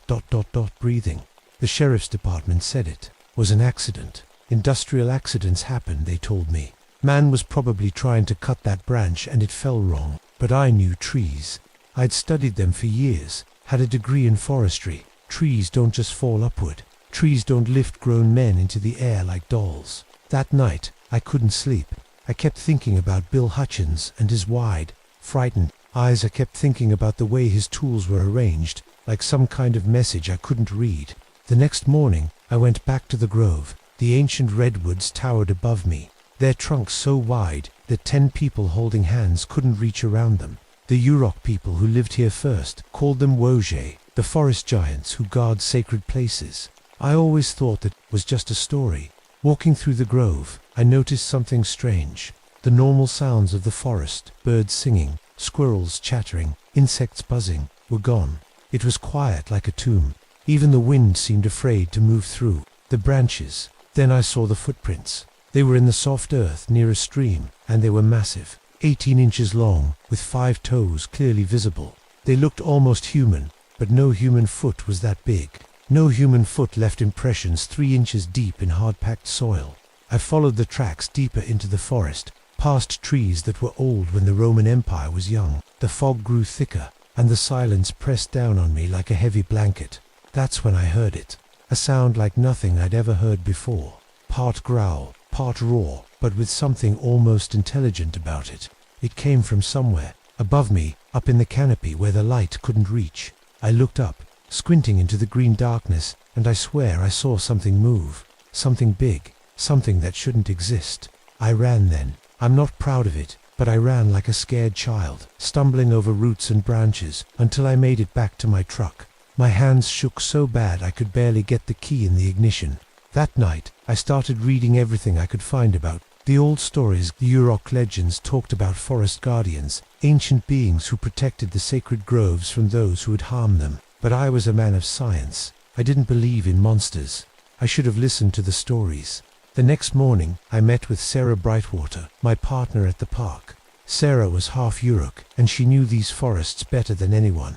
She also knew something was wrong. The animals are leaving, she told me, as we walked through the grove. The deer, the elk, even the squirrels, they're all heading away from the old growth sections. Maybe it's the dry weather, I said, but I didn't believe it myself. No, Sarah said, stopping to examine a tree trunk. Look at this. The bark was scratched, deep gouges that went down to the white wood underneath. But these weren't random scratches. They formed a pattern, almost like writing, and they were 10 feet off the ground. What could do this? I asked. Sarah touched the scratches gently. My grandmother used to tell stories about the forest guardians. She said they would mark the trees to warn people away from sacred places. You don't really believe that, do you? She looked at me with dark eyes that seemed older than her 30 years.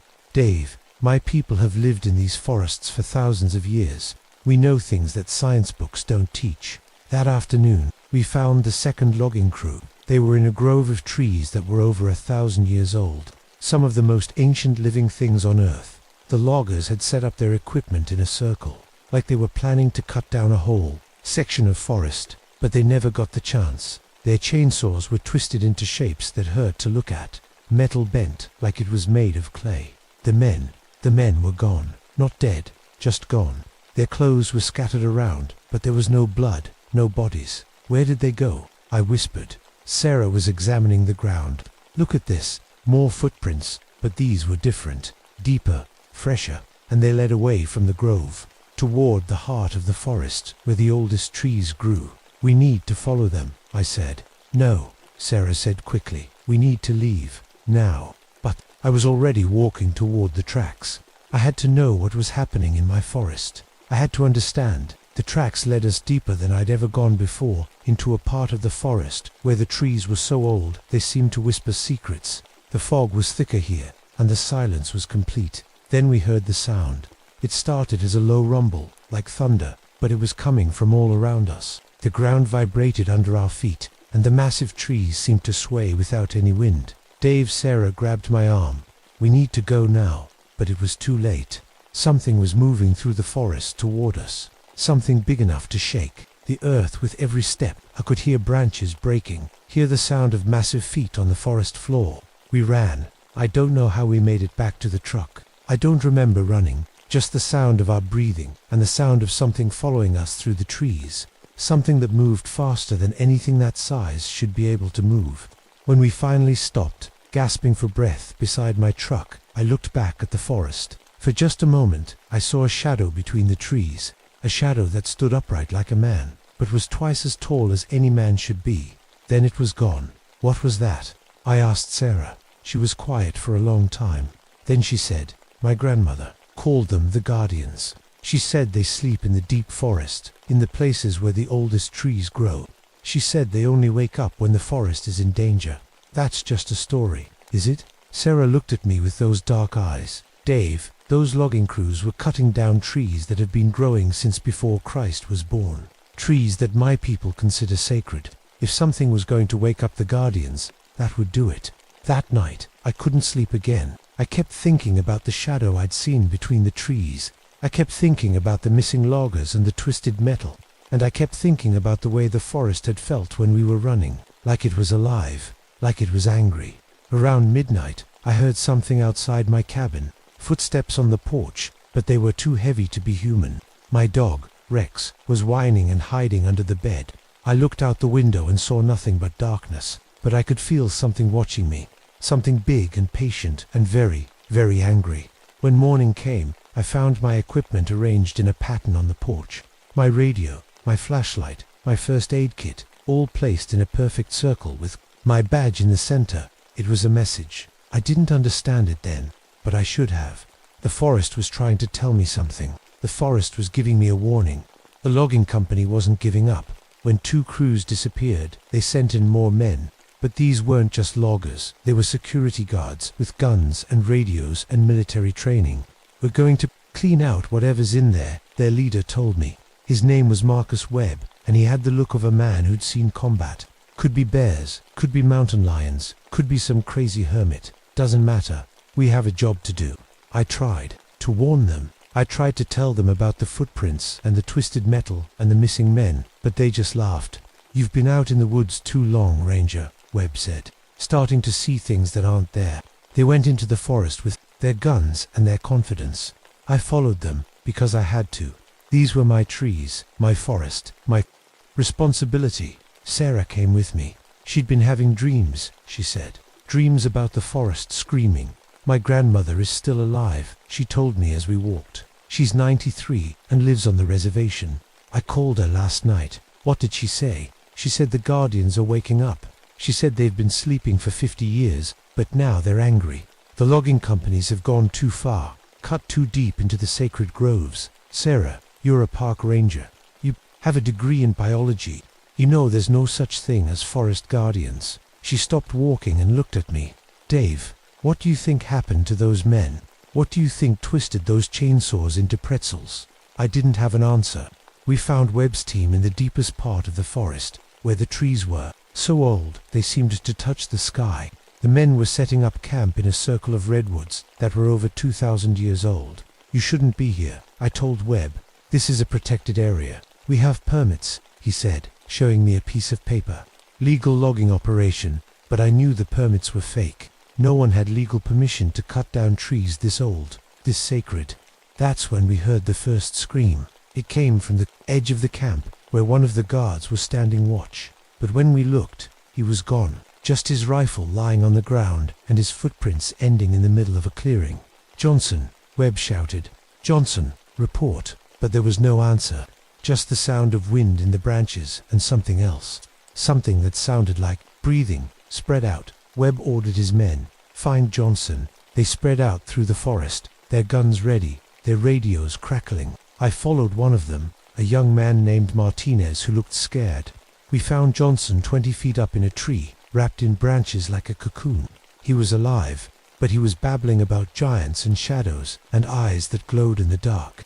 Get him down, Webb ordered. But when we tried to climb the tree, the branches moved. They twisted and turned like living things, pushing us away, protecting Johnson like he was being saved.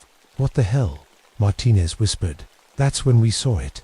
It moved through the forest like a shadow, but it was solid, real. It stood 12 feet tall, covered in reddish-brown hair, with arms that hung down to its knees. Its face was almost human, but the eyes, the eyes were old, ancient, intelligent.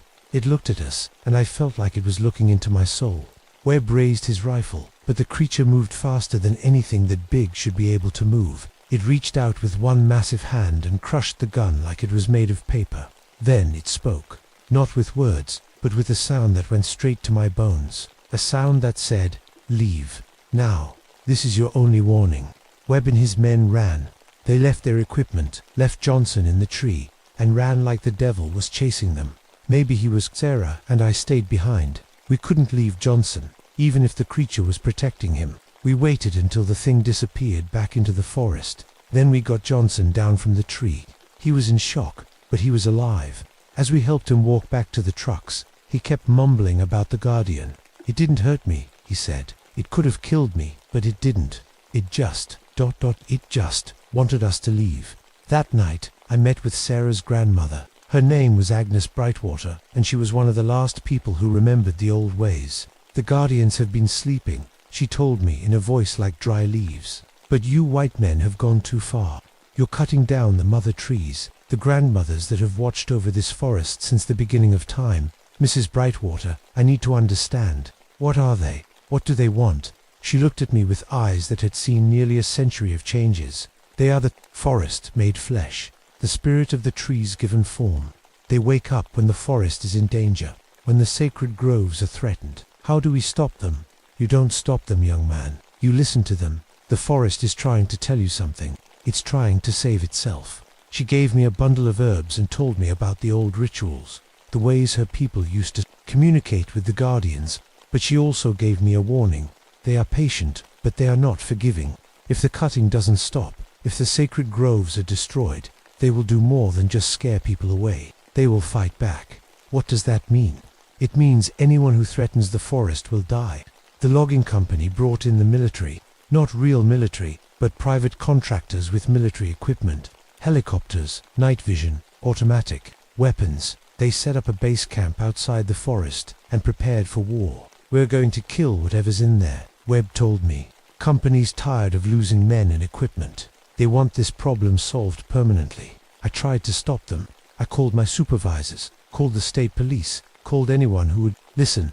But the logging company had permits, even if they were fake.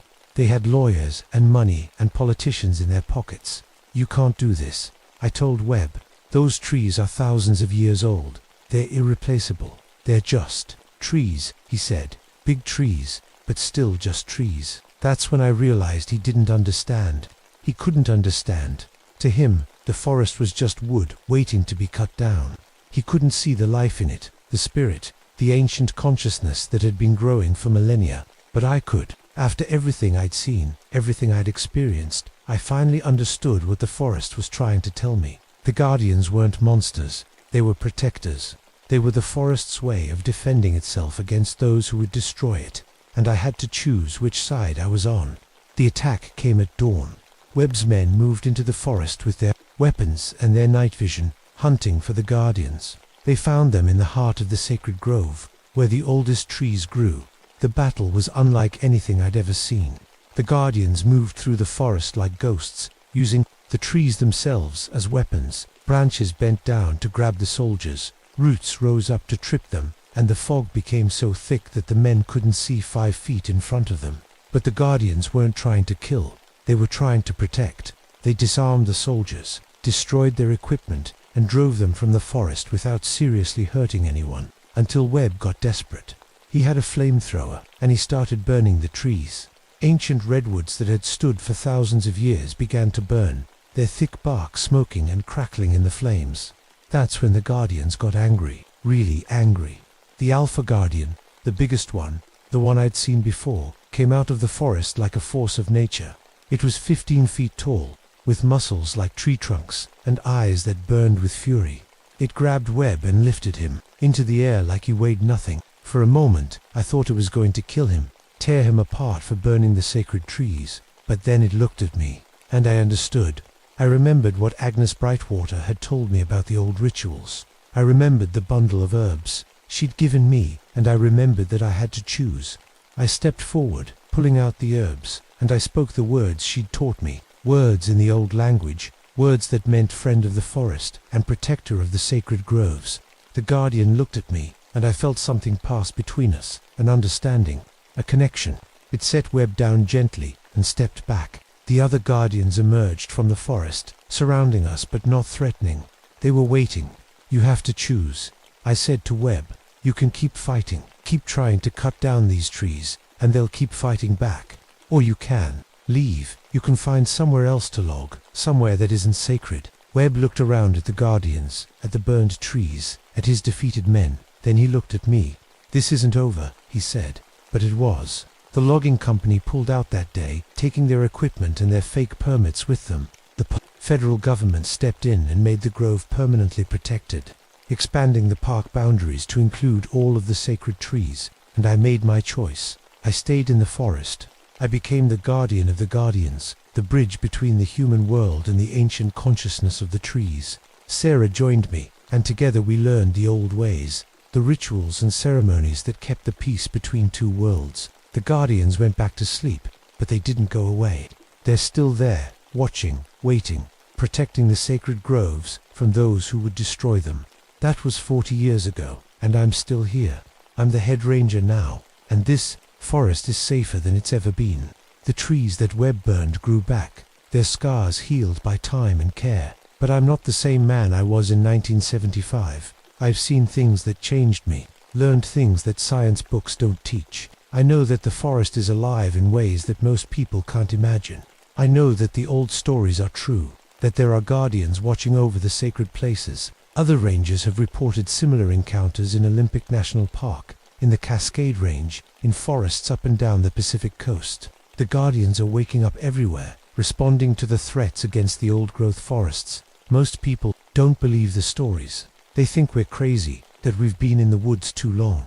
But the logging companies believe. They know to stay away from the sacred groves, know that some places are protected by more than just laws. I still see them sometimes, the guardians, usually just glimpses between the trees, shadows that move when there's no wind.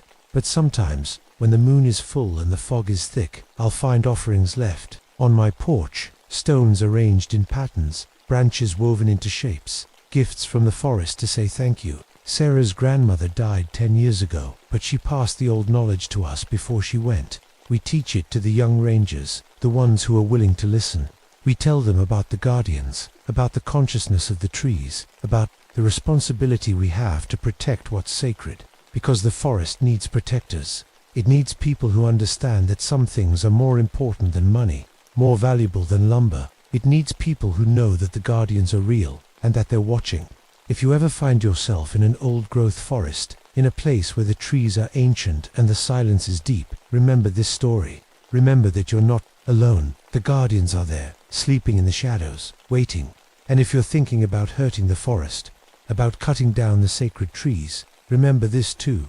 They're not just sleeping, they're watching, they're protecting, and they're older and stronger than anything you can imagine. The forest has guardians.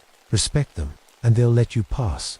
Threaten what they protect, and you'll learn why the loggers call them the Guardian's Wrath. My name is David Oakenshield, and I've been keeping this secret for 40 years.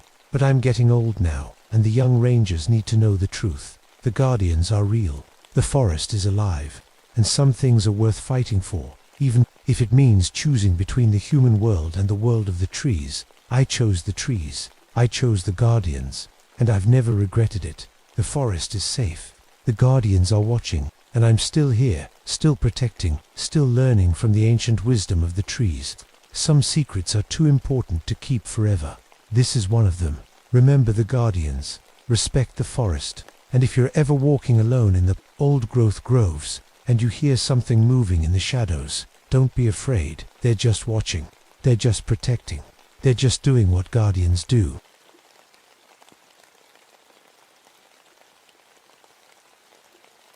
My name is Patrick Grimwald, and I've been a park ranger for 20 years. I've seen bears tear apart campsites, watched wolves hunt in packs, and tracked mountain lions through snow. But nothing in my training prepared me for what happened in the summer of 1969. The Adirondack Mountains are beautiful, but they're also wild. Miles of forest stretch between small towns, and when something goes wrong out there, you're pretty much on your own. I love that about my job. My father fought in World War I, and my mother used to tell me scary stories from the old country. In Germany, stories about creatures that lived in the Black Forest. I never believed any of it. That summer was different from the start. The heat was terrible, and there hadn't been rain in weeks. Animals were acting strange, deer coming too close to campsites, bears wandering into town in broad daylight. Even the birds seemed nervous, always calling out warnings about something. Camp Wildwood sat 25 miles from the nearest town, tucked between two mountain lakes. It was a place where city kids came to learn about nature. The camp director, Mr. Henderson, was a good man who really cared about the children. He'd been running the camp for 15 years without any serious problems. Then the calls started coming in. Ranger Grimwald Henderson said over the radio one morning, "We've got a situation here. Some of the kids are saying they saw wolves around the camp last night. Wolves weren't that unusual, but something in his voice made me worry." "How many wolves, Mr. Henderson?" "That's the weird part. The kids say they saw 5 or 6, but they were walking on their back legs, like people. I laughed, but it didn't sound funny. Kids have big imaginations, especially at night. I know that. But Ranger Grimwald, these kids are scared, really scared. And some of our counselors heard strange sounds too, like wolves howling, but different. I promised to come take a look. The drive to Camp Wildwood took me through some of the most remote forest in New York. Pine trees stretched up like cathedral walls, and the silence was so thick you could feel it pressing against your ears. When I got to the camp, I could see the fear on everyone's faces. The children stayed close to the buildings, and the counselors kept looking over their shoulders. Henderson met me at the main lodge, and I could see he hadn't slept much. The sound started 3 nights ago, he said. At first, we thought it was just regular wolves. But then Sarah, she's one of our counselors, she swears she heard them talking in German. She studied it in college. She said it sounded like German words mixed in with the howling. I felt something cold touch my spine, but I pushed it away. My mother's old stories were just that, stories. Show me where they saw these wolves. Henderson led me to the edge of the camp, where the forest began. Right away, I saw tracks in the dry dirt. They were big, bigger than any wolf I'd ever seen. But that wasn't what made my hands shake. The tracks showed claws, like a wolf, but the shape was wrong. They were longer, more like a human foot. Mr. Henderson, I said, trying to keep my voice calm, I want you to keep all the children inside tonight. Lock the doors, and don't let anyone go out alone. He nodded, but I could see the question in his eyes. What was I afraid of? I wish I could have told him, but I was starting to remember my mother's stories, and they were stories I'd tried very hard to forget. That night, I made camp about a mile from the main lodge. I had my rifle, my radio, and 20 years of experience. I thought that would be enough. As the sun went down, the forest got quiet, too quiet. No insects, no night birds, no small animals moving through the brush. Then I heard it. A long, low howl that seemed to come from everywhere at once. It was answered by another, then another. Soon the forest was full of howling, but not like any wolves I'd ever heard. These sounds had words in them, foreign words. That made my blood run cold, because I recognized some of them. They were the same German words my mother used to whisper when she told her scary stories. Words about hunters who became monsters, about curses that followed bloodlines across oceans. I checked my rifle and tried to tell myself it was just my imagination, but deep down, I knew my mother's stories were about to become very real. The next morning, I found the first body. Tommy Martinez was the camp's maintenance worker, a good man with 3 kids of his own. He'd gone out early to check the water pumps near the lake. I found him about 200 yards from the shore, and I knew right away that no regular animal had killed him. The bite marks were huge, but they were precise. Whatever had done this knew exactly where to strike. Tommy's toolbox was nearby, but someone or something had arranged his tools in a perfect line. That's not something a wild animal does. I called the State Wildlife Office, and they sent Officer Jane Murphy. I'd worked with Jane before. She was tough, smart, and didn't scare easily. But when she saw Tommy's body, her face went white. "What kind of animal makes bite marks like that?" she asked. "I don't know, but look at this." I showed her the arranged tools, and look at these tracks. The tracks were everywhere now, not just at the camp's edge. They formed a rough circle around Tommy's body, like the creature had been studying him. Some of the tracks showed all 4 paws, but others showed just 2 feet, like something that could choose whether to walk like an animal or a person. "Could be a trained dog," Jane said, but she didn't sound convinced. "Maybe someone's using attack dogs to scare the camp." I wanted to believe that. It would mean we were dealing with people, not whatever my mother used to describe in her stories. We went back to the camp and talked to Henderson. He was trying to keep the children calm, but I could see the fear spreading. Some of the parents were already driving up to take their kids home early. "We need to evacuate the camp," I told Henderson. "I can't do that," he said. "These kids paid good money to come here. Their parents trust me to keep them safe." Then, let me and Officer Murphy handle this. "Keep everyone inside after dark, and don't let anyone go out alone." That afternoon, Jane and I searched the forest around the camp. We found more tracks, and something else that made my stomach turn. Claw marks on trees, but not random scratches. These marks looked like letters, like someone was trying to write words with claws. Most of the marks were too rough to read, but one set was clear enough. Scratched deep into the bark of an old oak tree were 4 letters. Rot. What's that mean? Jane asked. My mouth went dry. It was another German word from my mother's stories. Revenge. That night, we took turns keeping watch. I was on duty when I heard the first howl, somewhere close to the camp. It was answered by another, then another. Soon the forest was full of sounds that definitely weren't normal wolves. I woke Jane up. Listen. The howling was getting closer, and now I could make out words. German words, spoken in voices that sounded almost human but not quite. They were calling out what sounded like orders, like soldiers talking to each other. My God, Jane whispered. Are those really animals? Before I could answer, we heard screaming from the camp. We grabbed our rifles and ran toward the lodge. The screaming was coming from the girls' cabin. When we got there, we found the counselors trying to calm down a group of terrified children. They were at the window. One of the girls sobbed. Big dogs, but walking like people, and they were wearing clothes. Sarah, the counselor who spoke German, was white as a sheet. They were talking, giving orders. One of them said they were looking for Der Sonde, Soldaten, the soldier's son.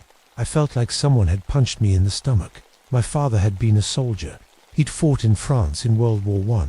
He'd never talked much about what he'd done over there, but I knew he'd seen terrible things. We need to get these kids out of here, I told Henderson. Tonight, but when we tried to start the camp's bus, it wouldn't turn over.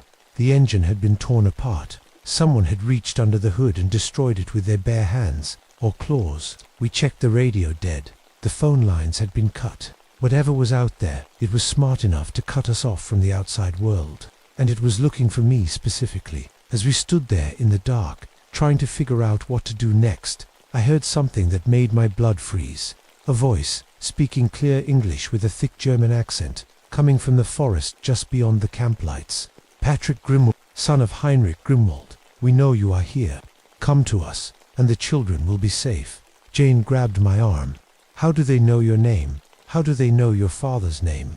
I wished I could tell her, but I was starting to understand that. My mother's stories weren't just stories. They were warnings, and the thing my father had done in France during the war had followed our family across the ocean. The voice called out again. We have waited 50 years for this chance. You cannot run from what your father did to us. In the distance, I could see shapes moving between the trees, big shapes that sometimes walked on 4 legs and sometimes on 2, and I knew our nightmare was just beginning. By morning, 3 more camp counselors were dead. We found them arranged in a line outside the dining hall, like soldiers standing at attention. But these weren't random killings. Each body showed the same precise bite marks, and each one had been stripped of something specific. A watch from one, a ring from another, a small cross necklace from the third. They're taking trophies, Jane said, but her voice was shaking. The worst part was the message they'd left behind. Using the counselor's blood, something had written German words across the side of the dining hall. Sarah translated them for us, tears streaming down her face. It says, "The pack remembers. The pack takes payment. The pack will have justice." Henderson was barely holding it together. I'm getting these kids out of here. I don't care if I have to carry them out on my back. But when we tried to leave on foot, we found out why the creatures had been so patient. They'd been herding us, like wolves hunting deer. Every trail leading away from camp was blocked by fallen trees that had been deliberately pushed over. The creatures were strong enough to topple huge pines and smart enough to trap us. There's an old hunting cabin about 5 miles north. I told the group, it's got a radio. If we can get there, we can call for help. We started walking, 30 scared kids and 5 adults, through forest that felt more dangerous with every step. The creatures were following us. I could hear them moving parallel to our group, always staying just out of sight. Sometimes I'd catch a glimpse of something big and dark between the trees, but when I looked directly, it was gone. After 2 hours, we stopped to rest. The kids were exhausted, and some of the smaller ones were crying. That's when Sarah grabbed my arm. "Listen," she whispered. At first, I didn't hear anything. Then I realized that was the problem. The forest was completely silent. No birds, no insects, no small animals. Even the wind had stopped. "They're getting ready to attack," I said. We formed a circle around the children, but I knew it wouldn't be enough. These weren't ordinary predators. They were planning something. The first attack came from 3 directions at once. I got my first clear look at what we were dealing with, and my mother's stories came flooding back. They were dogmen creatures that looked like huge wolves but walked upright like people. Their faces were wolf-like, but their eyes showed human intelligence, and they were wearing pieces of clothing, military clothing. One of them wore a torn German uniform jacket. Another had dog tags around its neck. A third carried what looked like a military knife, but it was holding the weapon like a human would, not like an animal. Jane got off 2 shots before the first creature reached her. I saw her bullets hit, but the dogman barely slowed down. It knocked her to the ground and would have killed her, but Henderson hit it with a tree branch.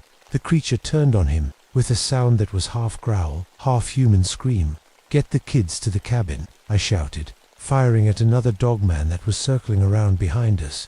We ran. The children were screaming, the adults were shouting, and behind us the dogmen were howling in voices that sounded like human soldiers giving orders. I understood enough German to know they were coordinating their attack. The cabin was small and old, but it had thick walls and a heavy door. We got everyone inside and barricaded the entrance. The radio was dead, of course. The creatures had probably destroyed the antenna. Outside, we could hear them talking, not howling, talking. In German, Sarah listened at the window and translated. They're arguing about strategy. One of them wants to burn us out. Another one says they need to take the soldier's son alive. They're talking about their commander, someone they called Der Hauptmann, the captain. Captain of what? Henderson asked. I was starting to understand. I think they're German soldiers. From World War II. That's impossible. Jane said, that was almost 30 years ago. Not if they're not human anymore. As if to prove my point, one of the creatures appeared at the window. It was the biggest one yet, easily 8 feet tall. Its face was like a German shepherd, but the eyes were human. It wore a tattered German officer's uniform, complete with medals and rank insignia. When it spoke, the voice was cultured, educated, the voice of someone who had once been a man. Patrick Grimwald. I am Captain Klaus Brenner of the Wehrmacht. Your father killed my men in France. Now I will kill everyone you try to protect. The creature's eyes fixed on mine. But first, I will tell you what your father did. He was supposed to take prisoners. Instead, he executed my entire squad. 23 good soldiers, shot down like animals. I felt the blood drain from my face. My father had never talked about the war, but now I knew why. We died cursing his name. The dogman continued. And when we came back, we brought that curse with us. We have been hunting your family for 50 years. My father's dead, I said, but his bloodline lives, and we will have our revenge. The creature stepped back from the window, and I heard it giving orders to the others. They were preparing for a final assault. I looked around the cabin, 30 scared kids, 2 wounded adults, and me, against a pack of supernatural soldiers who'd been planning this for decades. But as I checked my rifle, I remembered something else from my mother's stories. The monsters could be beaten. It just required sacrifice and the right kind of weapon. I prayed I was brave enough to do what needed to be done. The assault began at midnight. The dogman came at us from all sides, using military tactics I recognized from my father's old war books. They'd studied human warfare, and they remembered everything from their time as soldiers. But they also had supernatural strength and wolf-like speed. The first wave was just testing our defenses. They threw rocks and tree branches at the cabin, trying to find weak spots. When Jane shot at one through a window, it dodged the bullet with inhuman reflexes. They're playing with us, Henderson said. He was right. Captain Brenner's voice carried clearly through the walls. You cannot win, Grimwald. Surrender now, and I will make the children's deaths quick. I had to make a choice. I could stay in the cabin and hope rescue would come, or I could go outside and face them. But if I waited, everyone would die. If I went out there, at least the kids might have a chance. I'm going out, I told the others. That's suicide, Jane said. Maybe, but it's the only chance we have. I opened the door before anyone could stop me. The forest was full of glowing eyes, at least 8 dogmen surrounding the cabin. They were massive, each one bigger than the largest wolf I'd ever seen. But they moved with human intelligence, taking positions like soldiers in battle. Captain Brenner stepped forward. In the moonlight, I could see his face clearly. It was the face of a wolf, but the expression was human, angry, intelligent, and completely insane. Your father was a coward, he said. He shot my men while they were surrendering. Now you will pay for his crimes." "My father did what he had to do," I replied, though I wasn't sure I believed it. "Your father was a murderer, and murderers deserve to have their bloodlines ended." The captain gestured to his pack. They began to circle me, like wolves preparing to bring down prey. But these weren't animals. They were military veterans who had become something much worse. "Before we kill you," the captain said, "I want you to know the truth. We were not ordinary soldiers. We were part of a special unit, sent to France to recover ancient artifacts, things that should have stayed buried." He pulled something from his uniform, a small, dark object that seemed to absorb light. "This is what cursed us. A relic from the Black Forest, something the old Germanic tribes used to transform their warriors into wolves. When your father killed us, our blood soaked into this artifact. It brought us back, but not as men." I understood now. My mother's stories had been true. The old magic was real, and it had followed my family across the ocean. "But curses can be broken," I said, remembering the end of my mother's tales. The captain laughed, a sound like breaking glass. "Not this one. This curse feeds on revenge, and we have been feeding it for 50 years. He raised his hand, and the other dogmen prepared to attack. But I had one last card to play. "If you want revenge," I shouted, "then fight me fairly. 1-on-1. If you win, you can kill everyone. If I win, you let the children go." The captain's eyes narrowed. "You think you can defeat me? I think you're still enough of a soldier to accept a challenge." For a moment, the captain was silent. Then he nodded. "Very well. But when I tear your throat out, I want you to know that your father's shame dies with you." The other dogmen backed away, forming a circle around us. The captain began to change, becoming more wolf-like, more monstrous. His uniform tore as his body grew larger and more powerful. But as he transformed, I saw something else. The dark artifact was glowing, feeding on his rage, and I realized what I had to do. Instead of fighting the captain, I went for the artifact. He was stronger and faster than me, but I had one advantage. I was still human. I could think like a human, instead of like a predator. I feinted left, then dove right, rolling under the captain's claws. My hand closed around the artifact, and immediately I felt the curse trying to enter my mind. Images of my father's war crimes, voices whispering about revenge and bloodshed. But I also felt something else. The pain of the German soldiers, their fear and confusion when they realized they were transforming into monsters. They hadn't chosen this curse. It had been forced on them. "You don't have to stay monsters," I said, holding the artifact high. "You can choose to be human again." The captain snarled, but something in his eyes changed. For just a moment, he looked like a man instead of a beast. "We cannot go back," he said. "We are damned. Not if you choose forgiveness over revenge." I raised the artifact above my head and brought it down hard on a rock. The dark object shattered, and immediately the forest was filled with light. The dogmen began to scream, but their voices were changing, becoming human again. The captain fell to his knees, his body shifting back to human form. But he was old, so old. 50 years of supernatural existence had finally caught up with him. "Danke," he whispered. "Thank you." One by one, the other dogmen transformed back into men, but they were dying, their bodies finally accepting the deaths they should have experienced decades ago. As they faded away, I saw them smile. They were free. The captain was the last to go. "Tell your father," he said, "that we forgive him. War makes monsters of us all." Then he was gone, and the forest was quiet again. The rescue teams found us the next morning. The radio had started working again as soon as the curse was broken. The official report said we'd been attacked by a pack of rabid wolves, and that the extreme stress had caused mass hallucinations. I didn't argue with that story. Who would believe the truth? Camp Wildwood was closed permanently. The insurance company paid out, and Henderson used the money to start a new camp in a different state. He never talked about what happened that night, but sometimes I'd catch him staring into the forest with a look I recognized. The look of someone who'd seen too much. Jane transferred to a different district. She said she needed to work somewhere that didn't have so many trees. I understood. The forest would never feel safe to her again. The children went home to their families, and most of them seemed to recover. Kids are resilient that way, but a few of them still write to me sometimes, asking if I've seen any more big dogs that walk like people. I always tell them no, but I keep my letters cheerful and brief. I stayed in the Adirondacks, but I changed my job. I became a specialist in unusual animal behavior, investigating reports of creatures that don't fit the normal categories. My superiors think I'm studying cryptozoology. They don't know I'm really hunting things that should have stayed buried. Because Captain Brenner's story got me thinking, if one group of cursed soldiers made it to America, there might be others. World War II left a lot of unfinished business, and some of that business involves forces that most people can't imagine. I've investigated 7 cases since 1969. 3 turned out to be hoaxes.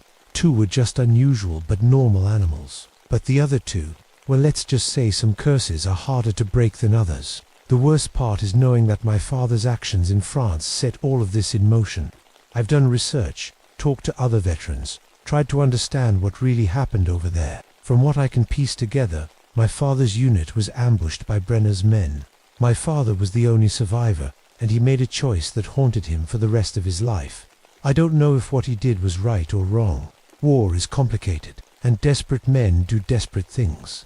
But I do know that actions have consequences, and sometimes those consequences follow you across oceans and decades. I'm older now, getting ready to retire, but I still keep my rifle clean and my silver bullets blessed, because I learned something important that night in the forest. Monsters are real, but they're not always born that way. Sometimes they're made by circumstances, by choices, by the terrible things people do to each other. And sometimes, if you're very lucky and very brave, you can help them find their way back to being human again. I still have nightmares about that summer, but they're not about the dogmen anymore. They're about the look in Captain Brenner's eyes when he realized he could choose forgiveness over revenge. That's a lesson I try to remember every day. Some curses can be broken, some monsters can be saved, but you have to be willing to risk everything to find out which ones are worth saving. The forest around Camp Wildwood is quiet now. I visit sometimes, just to make sure, but I never go alone, and I never go after dark, because even though the curse is broken, the memory of what happened there will never completely fade, and sometimes, on very quiet nights, I swear I can still hear voices in the wind. Not angry voices anymore, but grateful ones. The voices of soldiers who finally found their way home. That's worth remembering when the world seems too dark to bear. Even monsters can find redemption if someone's willing to help them look for it. But I still keep my rifle loaded, just in case.